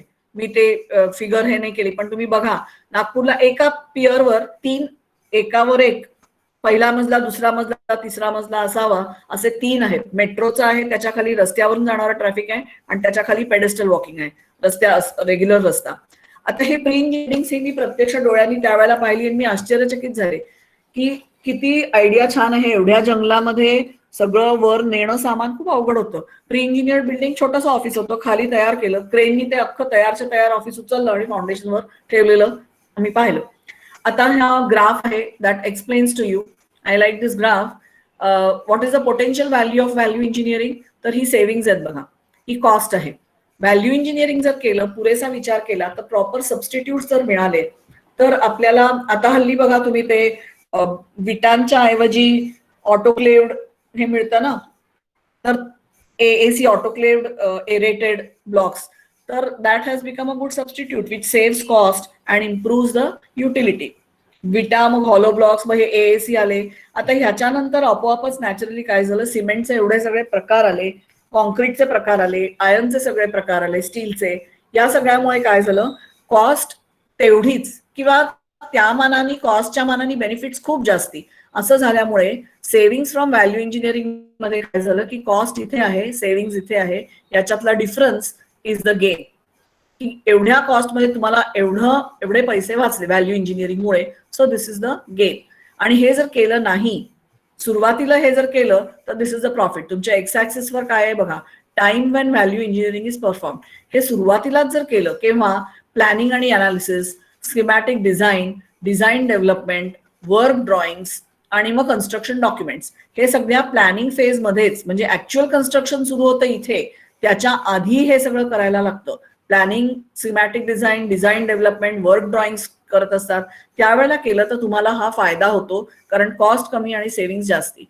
नंतर जर केलं तर तुम्ही बघताय की कॉस्ट वर जाते आणि सेव्हिंग कमी जातात आणि मग लॉस होतो. So these are some of the benefits, major benefits from value engineering. So what are the benefits of value engineering? You determine the best design alternatives. अनेक पर्याय उभे राहतात, अनेक पर्यायांचा विचार करून मग ती बिल्डिंग तयार केली जाते. हल्ली ग्रीन बिल्डिंग हा कन्सेप्ट आलाय, त्याच्यामध्ये सुद्धा व्हॅल्यू इंजिनिअरिंगचा उपयोग आहेच, की इको फ्रेंडली प्रोडक्ट्स वापरून कार्बन डायऑक्साईड एमिशन कमी कसं करता येईल, reduce, reuse, recycle of water किंवा सुएज ट्रीटमेंटचं एफ्लुएंट ट्रीटमेंट करून तेच पाणी गार्डनिंगसाठी वापरणं. All these are examples of value engineering which have been implemented. So they reduce the cost, they improve the quality, they increase the reliability and availability. Customer satisfaction हे खूप important आहे, कारण आजचा customer असा आहे की एखादा प्रोडक्ट तुम्हाला आवडला, एखादा अनुभव तुम्हाला चांगला आला तर तुम्ही आपणहून सांगता, 10 माणसांना सांगता की फार छान आहे. पण एखादी गोष्ट आवडली नाही तर आवर्जून 50 माणसांना सांगता की हे अजिबात घेऊ नका. ते सांगतात तसं काहीही नाहीये. ही जाहिरात ते फुकट करतात तुमच्यासाठी, आणि त्याच्यामुळे आजचा कस्टमर हा प्लीज करणं त्याला हे अत्यंत महत्वाचं आहे. आणि हे कस्टमर सॅटिस्फॅक्शन मिळालं तर ते कंपनीच्या क्रेडिटलाही येतं. तुम्ही बघता बरेचदा जाहिरातींमध्ये की we have a customer base of loyal customers of so many lakhs, satisfied customers इतके आहेत, 4 पिढ्यांची बँक आहे, 4 पिढ्यांचं कन्स्ट्रक्शन हाऊस आहे. त्याच्यामुळे हे सगळं कशामुळे होतं, कस्टमर सॅटिस्फॅक्शनमुळे होतं. आणि हे केव्हा येतं की जेव्हा तुम्ही सगळ्या आस्पेक्ट्सचा विचार करता, तेव्हा तुम्हाला ह्या सगळ्या गोष्टी मिळतात. आता ड्राय गॅलरी हा कन्सेप्ट पूर्वी नव्हता, किंवा बल्बचं लोकेशन कुठे पाहिजे की जिथे आतमधले असणाऱ्या माणसाची सावली जर खिडकीवर पडली तर त्या खोलीची प्रायव्हसी संपते. इतक्या छोट्याशा गोष्टी असतात, पण that is also something which contributes to customer satisfaction. Improve the organizational performance. This is not the job of one person or one department. Everybody from top to bottom and left to right, everybody has to come together and contribute, and that is the organizational performance. इथे teamwork खूप महत्वाचं आहे. आणि problems काय आहेत ते वेळेतच कळतात. प्रॉब्लेम्स वेळेत, आता पुन्हा मी एक्झाम्पल देते तुम्हाला. एशियन पेंट्सच्या असं त्यांची वॉरंटी असते, तर एक तक्रार आली की त्याचं पिलिंग होतंय, पेंटचं पिलिंग होतंय. दुसरी आली, पहिले 2, 3, 4 येईपर्यंत त्यांना काही कळलं नाही काय प्रॉब्लेम ते कोण जाणे, पण वॉरंटी द्यायला हवी. जेव्हा 8-10 तक्रारी आल्या तेव्हा त्यांच्या लक्षात आलं की 10 पैकी 6-7 तक्रारी या कोस्टल लाईनवरच्या होत्या. याचा अर्थ इथे कुठेतरी काही प्रॉब्लेम आहे का बघायला पाहिजे. मग त्यांनी त्याचा अभ्यास केला, इन्फॉर्मेशन गोळा केली, आणि मग लक्षात आलं की कोस्टलाईनवरचं जे हवामान आहे, क्लायमेट आहे, त्याच्यात ह्युमिडिटी खूप आहे आणि सॉल्ट कंटेंट खूप आहे, क्षारही असतात आणि मॉइश्चरही असतं. आणि अशा वातावरणासाठी जे पेंट लागतं त्याला फॉर्म्युलेशन थोडंसं बदललं तर हे पिलिंग थांबेल. आणि पिलिंग थांबवणं का महत्वाचं आहे, तर कस्टमर वैतागता नाही का मग की आत्ता लावला पेंट आणि पिलिंग झालं, कारण हे जे मनात त्याच्या राहतं त्याच्यामुळे तो पुढच्या वेळेला तुमच्याकडे यायला 10 वेळा विचार करतो, आणि ह्याच्यात प्रॉफिटही मार खातं, तुमचं इमेजही मार खातं. आणि त्याच्यामुळे त्यांच्या असं लक्षात आलं की कोस्टलाईन किंवा अशा तऱ्हेचं क्लायमेट असणाऱ्या सगळ्या ठिकाणी जे पेंट आहे त्याचं फॉर्म्युलेशनच वेगळं असायला हवं. आणि मग एकदा ते सोल्युशन सापडल्यानंतर तशा तऱ्हेच्या तक्रारी पुन्हा आल्याच नाहीत. पण व्हॅल्यू इंजिनिअरिंग करताना हा प्रॉब्लेम काय आहे त्याच्या मुळाशी जाऊन त्याचं सोल्युशन सापडलं तर तुम्हाला व्हॅल्यू ॲडिशन खूप मिळते, आणि मग कुठल्याही तऱ्हेचं पिलिंग नाही, वॉरंटी नाही, प्रॉफिटेबिलिटी वाढते. सो व्हॅल्यू इंजिनिअरिंगमुळे हे प्रॉब्लेम्स आयडेंटिफाय होऊ शकतात. Then you can develop the recommended solutions. आता ही कारणं सांगितली, त्यातली प्रायमरी ही 5 कारणं महत्वाची आहेत. Improve the product quality. Quality is customer ज्या सगळ्या अपेक्षा आहेत त्या सगळ्या अपेक्षा पूर्ण करणं, that is the most important reason for value engineering. ह्याचप्रमाणे you also lower the cost. कॉस्टही कमी होते प्रोडक्ट क्वालिटी इम्प्रूव्ह झाल्यानंतर.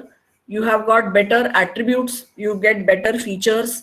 नंतर इम्प्रूव्ह द रिसोर्स युटिलायझेशन. तुमच्याकडे असणारा मॅन, मशीन, मनी, मटेरियल आणि टाइम हे नको त्या ठिकाणी वाया जात नाही, ज्याचा उपयोग नाही, ज्याची फारशी व्हॅल्यू एडिशन नाही, अशा गोष्टींमध्ये ते वाया घालवण्यापेक्षा योग्य ठिकाणी त्याचा वापर केला तर त्याचे रिटर्न्स नक्कीच जास्ती आहेत.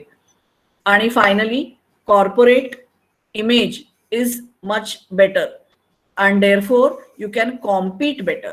तुम्हाला नाही म्हटलं तरी स्पर्धा आहे, या स्पर्धेत you get a competitive advantage. What is a competitive advantage? इतरांच्या पेक्षा तुम्ही असं काहीतरी दिलं की ज्याच्यामुळे तुमचं वेगळेपण उठून दिसेल आणि लोक डोळे झाकून हे नाव घेतलं की जरूर जा असं म्हणतील. That is competing better.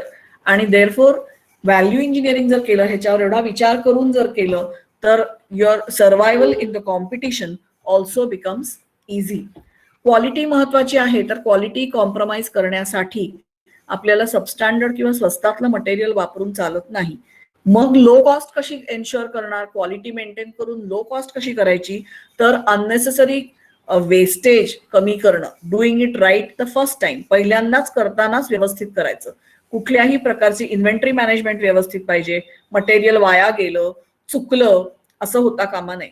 त्याच्यामुळे 6 sigma, just in time inventory अशा तऱ्हेचे जे टेक्निक्स आहेत ते वापरून you can lower the cost. That is the advantage of value engineering.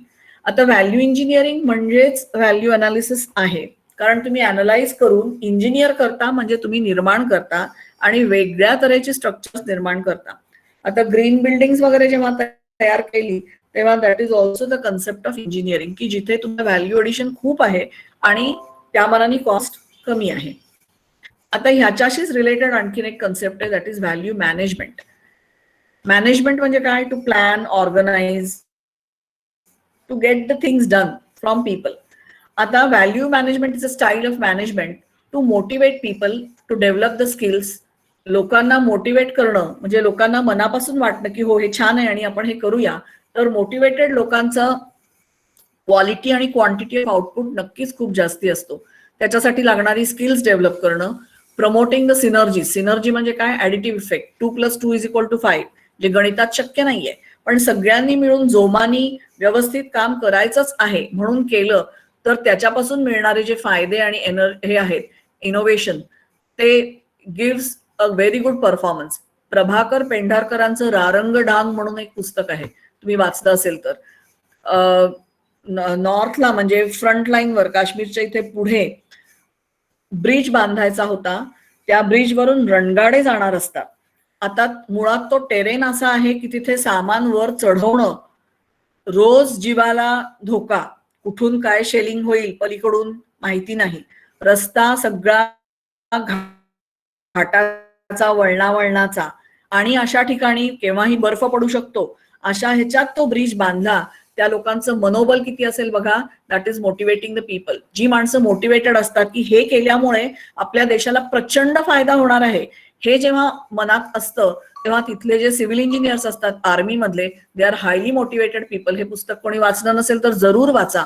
Prabhakar पेंढारकरांचं रारंग ढांग म्हणून पुस्तक आहे, की त्या एरियामध्ये त्यांनी रस्ते बांधले. संपूर्ण हिली रिजन आहे आणि त्याच्या पुढचा एक भाग आहे तो बर्फाळ प्रदेशाचा आहे, पण तिथे ह्या सगळ्यांनी टीम म्हणून काम केल्यानंतर naturally it gave immense satisfaction and value addition was definitely much better. त्याच्यावरून अनेक रणगाडे दणदणत गेले आणि आपल्याला अनेक युद्ध जिंकता आली. आता व्हॅल्यू मॅनेजमेंटमध्ये इम्प्रूव्हिंग द व्हॅल्यू आणि increasing the value added services हे ज्या कन्सेप्ट आहेत, हे मी मगाशी म्हटलं तसं ऑनरेबल लॉरेन्स माइल्स यांनी इंट्रोड्यूस केलं. त्यांनी फिलॉसॉफी काय बदलली? What it must do from how it does it. कसं होतं त्याच्यापेक्षा काय करायला हवं.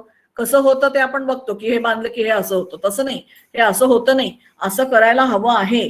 तर मग त्याच्यात काय चेंज करायला पाहिजे, त्याच्यात काय नवीन इंट्रोड्यूस करायला पाहिजे, या सगळ्याचं credit Lawrence miles of general electric यांना जातं. आणि ज्या वेळेला व्हॅल्यू ॲडिशन होते, इन्क्रीजिंग व्हॅल्यू ॲडेड सर्व्हिसेस येतात, तेव्हा naturally buyers sense of worth, म्हणजे लोकांचं जे मनापासून समाधान असतं की हे खूप छान आहे, सोलर पॅनल बसवले की एनर्जी खूप वाचते, एनर्जी कन्झम्पशन, इलेक्ट्रिसिटीचं बिल कमी येतं, सोलर बल्ब्स असतात, त्याच्यामुळे ते होऊ शकतं. अवतीभोवती हिरवीगार झाडी असेल तर बिल्डिंग मधल्याच लोकांचा कचरा गोळा करून त्याचं कॉम्पोस्ट खत करून तुम्ही तिथे झाडी लावू शकता. नंतर there are walls where effluent treatment water is use for gardening, bio walls आहेत.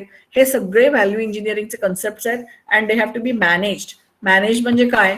So value management encourages change, challenging the status quo. Status quo म्हणजे आहे तशी परिस्थिती राहू दे असं न करता आणखीन चांगले बदल काय करता येतील, कुठले बदल होऊ शकतील, हे लाईन ऑफ थिंकिंग, अशा तऱ्हेच्या विचारावर येणं, that is value management. Ownership म्हणजे पैसे देऊन मिळवलेला मालकी हक्क नाही. मी जे काम करते ती वैयक्तिक माझी जबाबदारी आहे असं मनातून वाटणं की हे काम तडीस नेलंच पाहिजे.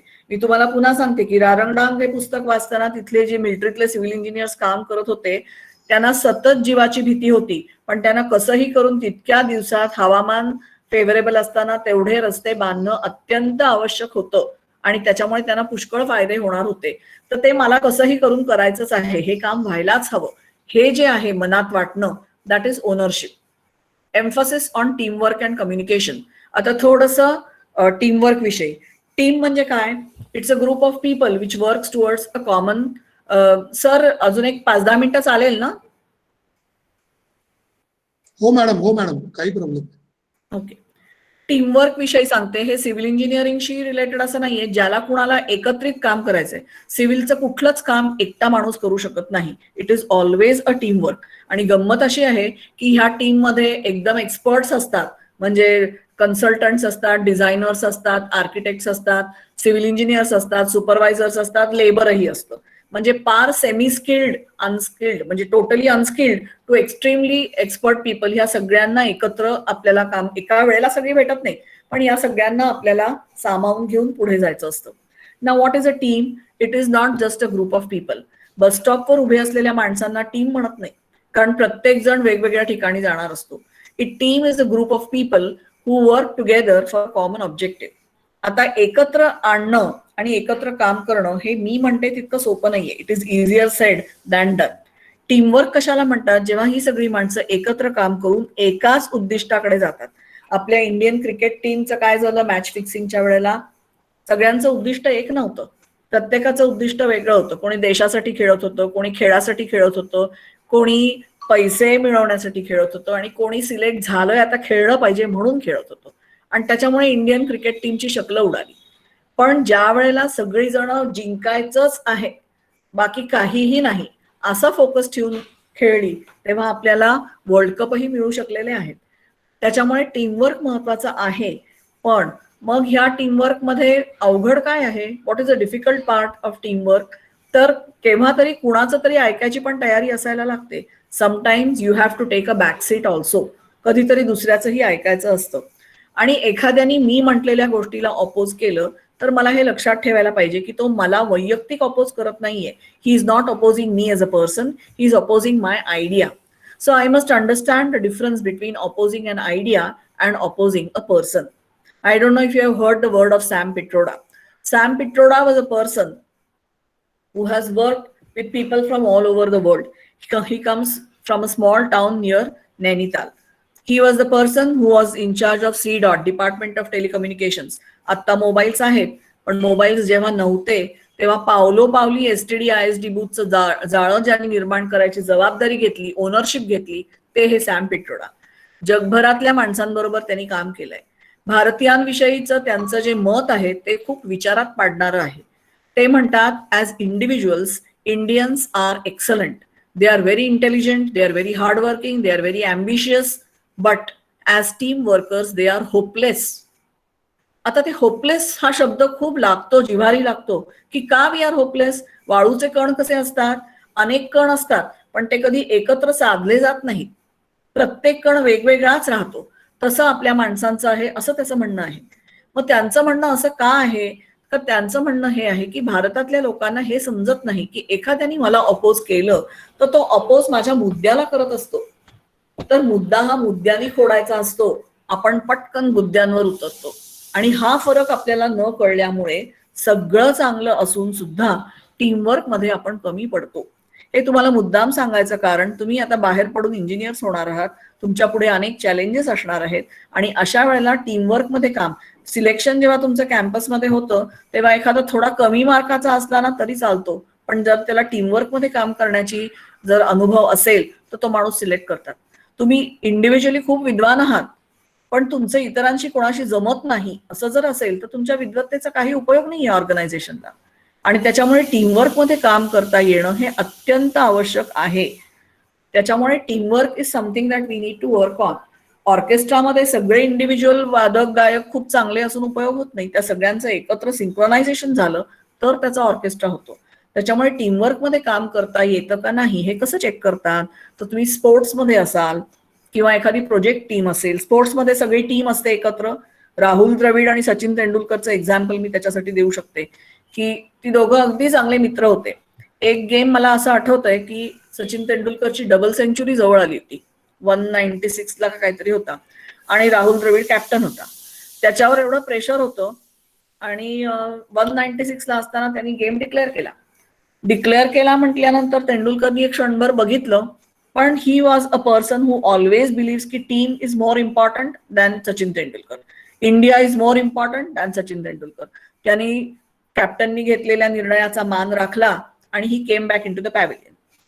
त्याच्यानंतर गेम सुरू झाला, आपण जिंकलो, ते सगळं झालं, पण लोकांना चाव चाव चाव चाव सुरू झालं. पंख्याखाली बसून, घरात टीव्ही समोर बसून बोलायला काहीच जात नाही. त्याच्यानंतरच्या प्रत्येक मुलाखतीत तेंडुलकरला पण आणि द्रविडला पण विचारलं की त्यावेळेला तुला काय वाटलं, मग ह्यांच्यात काही बेबनाव झालंय का, ह्यांच्या मैत्रीत काही झालंय का. तेंडुलकर म्हणाला की नाही, मला वाटलं आश्चर्य, पण त्याचेही काही प्रायोरिटीज असतील, तो कॅप्टन आहे, टीम त्याच्या दृष्टीने महत्वाची आहे, मी काही विचार केला नाही. द्रविडनी घेतलाय, तो कॅप्टन आहे ना, मग त्यांनी सांगितलेलं ऐकायचं, टीम मोर इम्पॉर्टंट आहे. मी विचार करून परत आलो, काहीच नाही झालं आमच्यामध्ये. द्रविडला विचारल्यावर द्रविड म्हणाला की खरं सांगू, तो क्षण माझ्यावर इतकं प्रेशर होतं की मी सचिन तेंडुलकर आहे हा विचारच नाही केला. 196 वर आल्यानंतर शेवटच्या 4 रन्सना तो खूप वेळ घेऊ शकतो. हा वेळ वाया घालवला तर इंडियाचा गेम मित्रासाठी घालवला हे म्हणणारी ही माणसं होती.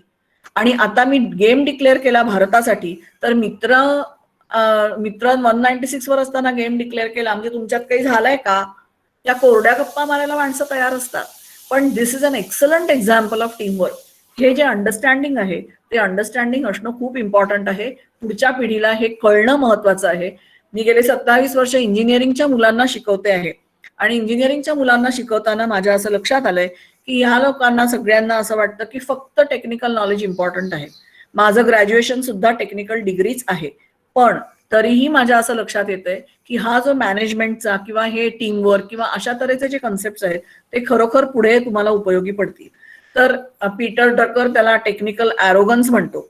मी सगळे ॲरोगंट आहे असं म्हणत नाही, पण त्यांचं असं म्हणणं आहे की, आणि जगभरातल्या सगळ्या इंजिनियर्सनी हे मान्य केलंय की नॉन टेक्निकल गोष्टींना टेक्निकल माणसं थोडं कमी लेखतात.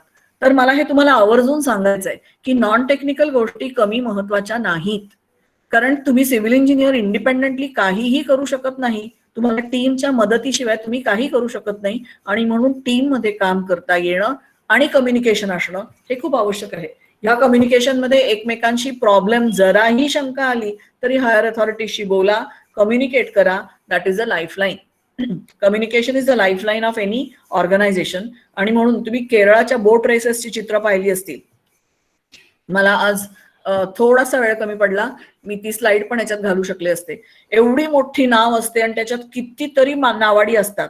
आता एकामुळे काय फरक पडणार आहे असं प्रत्येकाने विचार केला तर नाव पुढे जाणारच नाही. पण त्या केरळाच्या बोट रेसेसमध्ये इतकी फास्ट बोट नेतात, प्रत्येकाला सांगतात की प्रत्येकाच्या वल्ह्यामुळे थोडासा का होईना खारीचा वाटा बोट पुढे सरकायला मदत होणार आहे. प्रत्येकाने हे सांगायचं आहे.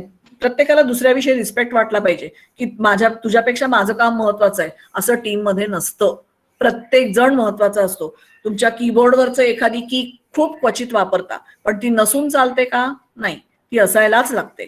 त्याच्यामुळे म्युच्युअल रिस्पेक्ट प्रत्येकाचं कुणाचंच काम कमी जास्त महत्वाचं नसतं. समजून काम करणं, दॅट इज टीमवर्क, हे आजच्या सिव्हिल इंजिनियरला तर अत्यंत आवश्यक आहे. कारण चॅलेंजेस खूप मोठी आहेत आणि तुम्हाला खूप मोठी भरारी मारायची आहे. तर पुढे काही चांगले रिझल्ट द्यायचे असतील तर एकटा सिव्हिल इंजिनियर काही करू शकत नाही. So you must learn to communicate, you must have good networking and teamwork. Value management helps you to focus on what things to do rather than what they are. काय करायला पाहिजे, ह्या अशा वातावरणामध्ये क्रिएटिव्हिटी एनकरेज केलं जाईल अशा तऱ्हेचं वातावरण पाहिजे. टाटा मोटर्स मध्ये सेंटर फॉर एक्सलन्स काढलं डॉक्टर सुमंत मुळगावकरांनी. सुमंत मुळगावकर, ज्यांच्यामुळे सुमो, सुमंत मधला एसयू आणि मुळगावकर मधला एमओ असं म्हणून टाटा सुमोचं नाव पडलं. या सुमंत मुळगावकरांनी सेंटर फॉर एक्सलन्स काढलं. हे सेंटर फॉर एक्सलन्स गमतीशीर होतं. चांगल्या चुकीला बक्षीस, आपल्याकडे चूक म्हटलं की शिक्षा, तसं नाहीये. एनकरेजमेंट पाहिजे. तुम्हाला वेगवेगळे प्रयोग करायचे असतील, क्रिएटिव्हिटी हवी असेल तर प्रयोग ते केलेच पाहिजेत. पहिल्या प्रयोगात कुठला प्रयोग सक्सेसफुल झालाय? थॉमस अल्वा एडिसननी बल्बचा शोध लावला तेव्हा 10,000 प्रयोग फसले.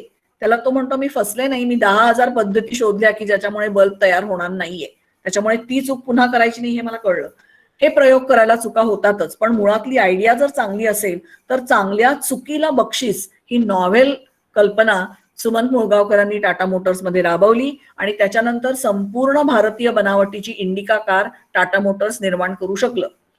So focus on customers requirements, कस्टमरना कशाची गरज आहे त्याप्रमाणे त्यांना ते देणं, दॅट इज व्हॅल्यू मॅनेजमेंट. आज तुम्ही घरांमध्ये बघता की स्टुडिओ अपार्टमेंट्स आहेत, से छोटी घरं आहेत, मोठी घरं आहेत, इकॉनॉमी हाऊसिंग आहे, मिडल क्लास साठी आहे, रिच साठी आहे, सुपर रिच साठी लवासा अँबी व्हॅली आहे. कस्टमरची गरज काय आहे, त्यांना काय काय हवं आहे याचा विचार करून तुम्ही त्यांना जे हवंय ते दिलं. मला काय जमतंय, मला काय हवंय ते मी दिलं आणि मग कस्टमरने ते घ्यावं असं नाहीये. कस्टमरला काय हवंय ह्याचाच विचार प्राधान्याने करायला पाहिजे आणि त्याचा विचार करून तुम्ही ते त्यांना दिलं तर people will be happy. So एक चांगलं प्रोजेक्ट तयार होताना या सगळ्या गोष्टी आपल्याला मिळू शकतात. याचे फायदे काय आहेत, व्हॉट आर द बेनिफिट्स? तर लिडरशिप अँड डिसिजन मेकिंग ह्या सगळ्या प्रकारामध्ये ओनरशिप म्हणजे इनिशिएटिव्ह घेऊन काम करणं, योग्य निर्णय घेणं, टीमवर्क इफेक्टिव्हली चांगली होणं, परफॉर्मन्स इम्प्रुव्हमेंट प्री आणि पोस्ट कन्स्ट्रक्शन, कन्स्ट्रक्शनच्या आधी काय इम्प्रुव्हमेंट होऊ शकते, झाल्यानंतर मेंटेनन्ससाठी काय करायला लागतं हे इम्प्रुव्हमेंट होतं. इनोव्हेशन, वेगळा विचार त्या निमित्ताने होतो. डिफेक्ट रिडक्शन, कमीत कमी डिफेक्ट्स तयार करणं आणि इम्प्रूव्ड आर्टिक्युलेशन ऑफ व्हॅल्यू, व्हॅल्यूची संकल्पनाच बदलली आहे, that is definition. A clearer brief and improved decision taking, to the point, मुद्द्याला धरून असलेले टोकदार डिसिजन्स घेणं, that is important. Enhanced value and benefits for the end users, reduce cost, quality compromise न करता आणि लोकांना परवडेल अशा पैशात त्यांना जे हवंय ते देणं, that improve the productivity and efficiency आणि म्हणूनच लोकांचा विश्वास तुम्हाला मिळू शकतो. इट रिड्युसेस द वेस्ट आणि डिफेक्ट्स. 6 सिग्मा स्टँडर्ड म्हणजे 3.4 डिफेक्ट्स पर मिलियन अपॉर्च्युनिटीज.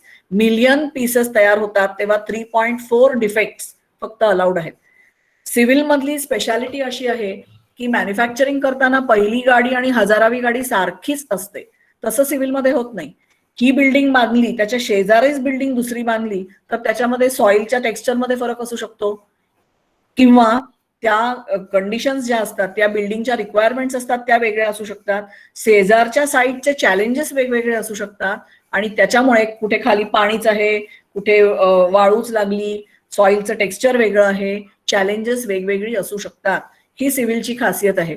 मॅन्युफॅक्चरिंग प्लांट सोपं आहे, एकदा तुम्ही स्टँडर्ड प्रोग्राम केलं की पहिलं 1000व 10,000वा प्रॉडक्ट सारखाच असतो, तसं सिव्हिलचं नसतं. एक बिल्डिंग बांधली की त्याच्या शेजारचीच बिल्डिंगचे चॅलेंजेस वेगळे असतात आणि त्याच्यामुळे डिसिजन मेकिंग खूप इम्पॉर्टंट आहे. आणि ह्याच्यात सगळ्यांनी मिळून एकत्र काम केलं तर ताण वाटला जातो, विभागला जातो आणि एक चांगलं कन्स्ट्रक्शन तयार होतं. मॅनेजमेंटची इन्व्हॉल्वमेंट लागतेच आणि जिथे आधीच्या गोष्टी फेल गेल्या, जिथे आधीच्या चुका झाल्या त्या दुरुस्त करून किंवा त्या रिपीट होणार नाहीत याची काळजी घेऊन जे केलं जातं, दॅट इज व्हॅल्यू मॅनेजमेंट.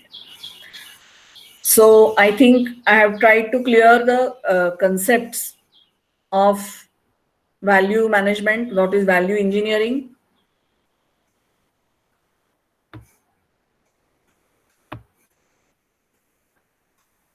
एक मिनिट हा.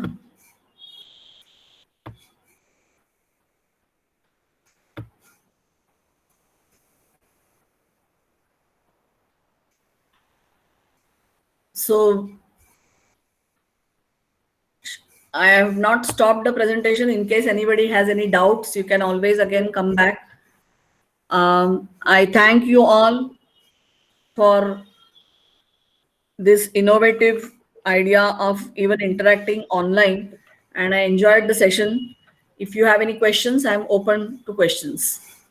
I thank the organizers for giving me this opportunity to interact with all of you and share some of my ideas that I had about value engineering. Thank you, sir. काही queries असतील तर मॅडमने विचारा. Hello, ma'am. Yes, yes. Yes, ma'am. Actually, when we implement value engineering, हा. sometimes what happens की आपल्याला fundamentals पण change करावे लागतो काही प्रोसेसच्या. हा. सो मग त्यावेळेस आपण ॲज अ इंजिनियर म्हणून विचार करायचा की क्लायंटसाठी कोणतं बेनिफिशियर आहे हो. ते आपण प्रायोरिटाईज करायचं. नाही, फंडामेंटलीज बदलायला लागणार असतील भल्यासाठी तर त्या करायलाच पाहिजेत. कारण अल्टिमेटली मी तुम्हाला म्हटलं प्रायमरी फंक्शन काय आहे की सेफ्टी कॉम्प्रोमाइज करायची नाहीये. त्याचा जो मेन फोकस आहे तो बदलायचा नाहीये.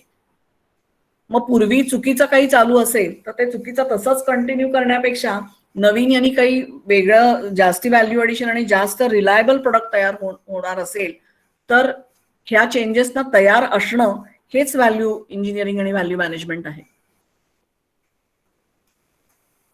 Okay ma'am, thank you.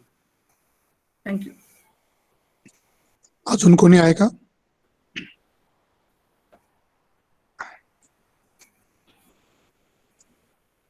आता डॅम्सना वगैरे रिटेनिंग वॉल्स बांधतात किंवा जिथे पाणी येऊ शकणार आहे तिथे रिटेनिंग वॉल्स बांधतात. हे आता आवश्यक आहे म्हटल्यानंतर आजपर्यंत नव्हते बांधत, पण आता आवश्यक आहे म्हटल्यानंतर हल्ली बांधतातच. त्याच्यामुळे हे आवश्यक आहे म्हटल्यानंतर ते करायचं, कारण व्हॅल्यू ॲडिशन त्यांनी होणार आहे. काही धोका निर्माण झाल्यानंतर तहान लागल्यावर विहीर खणायची नसते, तसं धोका निर्माण होऊ शकेल अशी शक्यता वाटली तर ते करायचं. That is value engineering.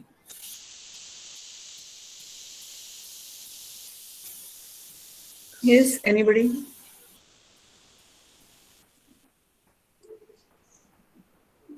Okay. So, on behalf of Department of Civil Engineering, Pimpri-Chinchwad College of Engineering and Research, I extend my sincere thanks to Dr. Kumtekar Madam for giving this today's expert session on value management. Madam has given very excellent examples and tried to correlate all the content with the civil engineering examples. Even though the madam's background is not civil engineering, still madam has given the various examples related to civil engineering. And always the student, for as far as our department is concerned, always the Kumtekar family is always with us for such kind of expert sessions. Sir and madam is always there, and always they are ready to give the sessions within a very short period of time also. So madam, once again thank you to you, and I declare that today's session is over.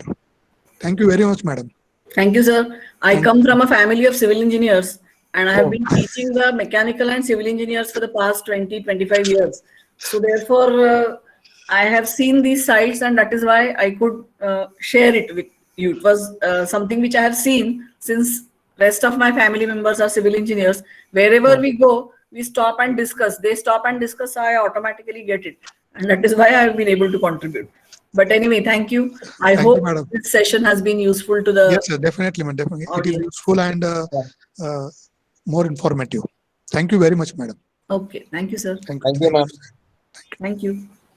Student 2 मिनिटं थांबा थोडं. Shall I leave, sir? Yes, madam. Yes, madam. Yes, Okay. please. Thank you.